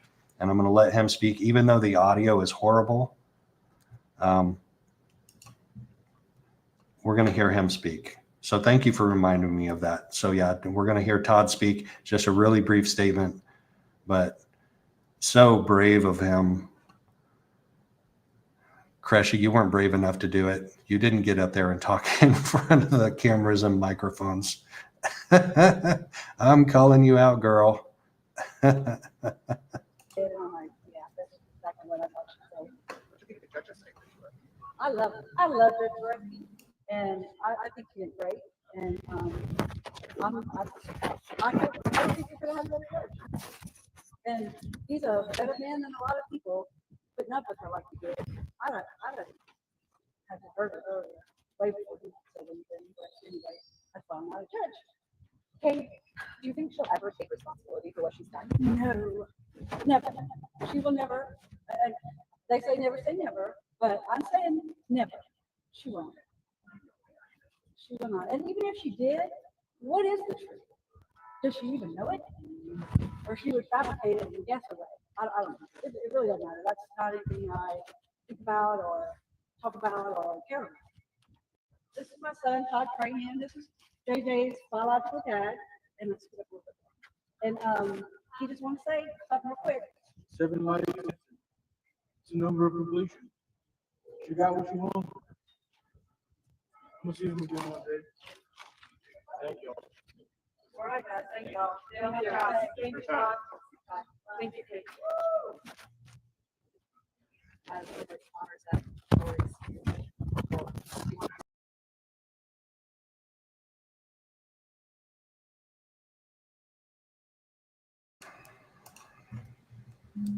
I get it, Crash. I was just giving you a hard time.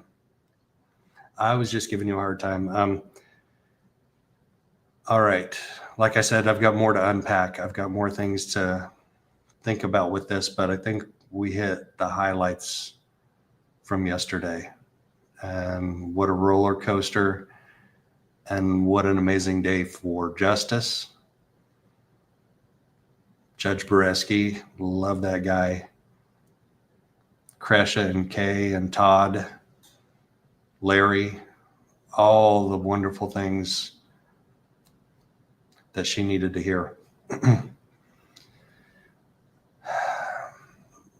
That's the one question that I regret that I didn't ask Kay that I wish I would have, because she asked for questions from the media. A couple people had kind of a couple lightweight questions, and I should have asked, what is it that Charles always said?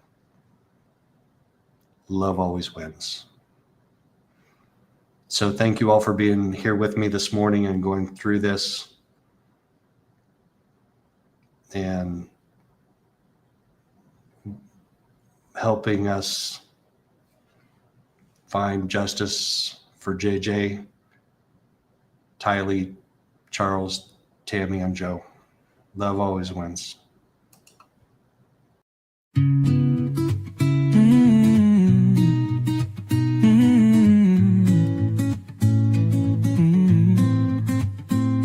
Good morning, good morning. Hope you got your cup of joe and filled up your morning with good things to know.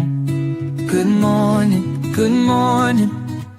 Thanks for saying hi. Together we make a difference. Be sure to come back by.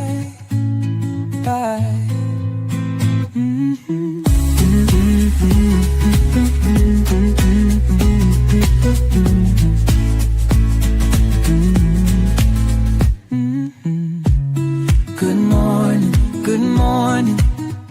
Thanks for saying hi. Together we make a difference.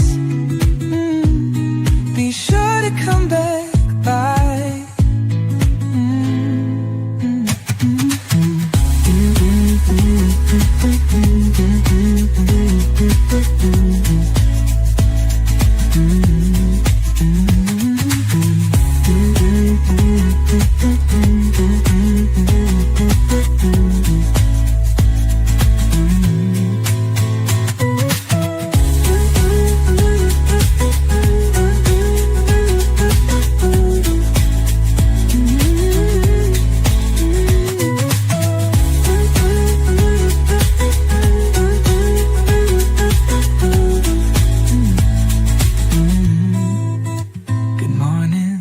Good morning. Hope you got your cup of joe and filled up your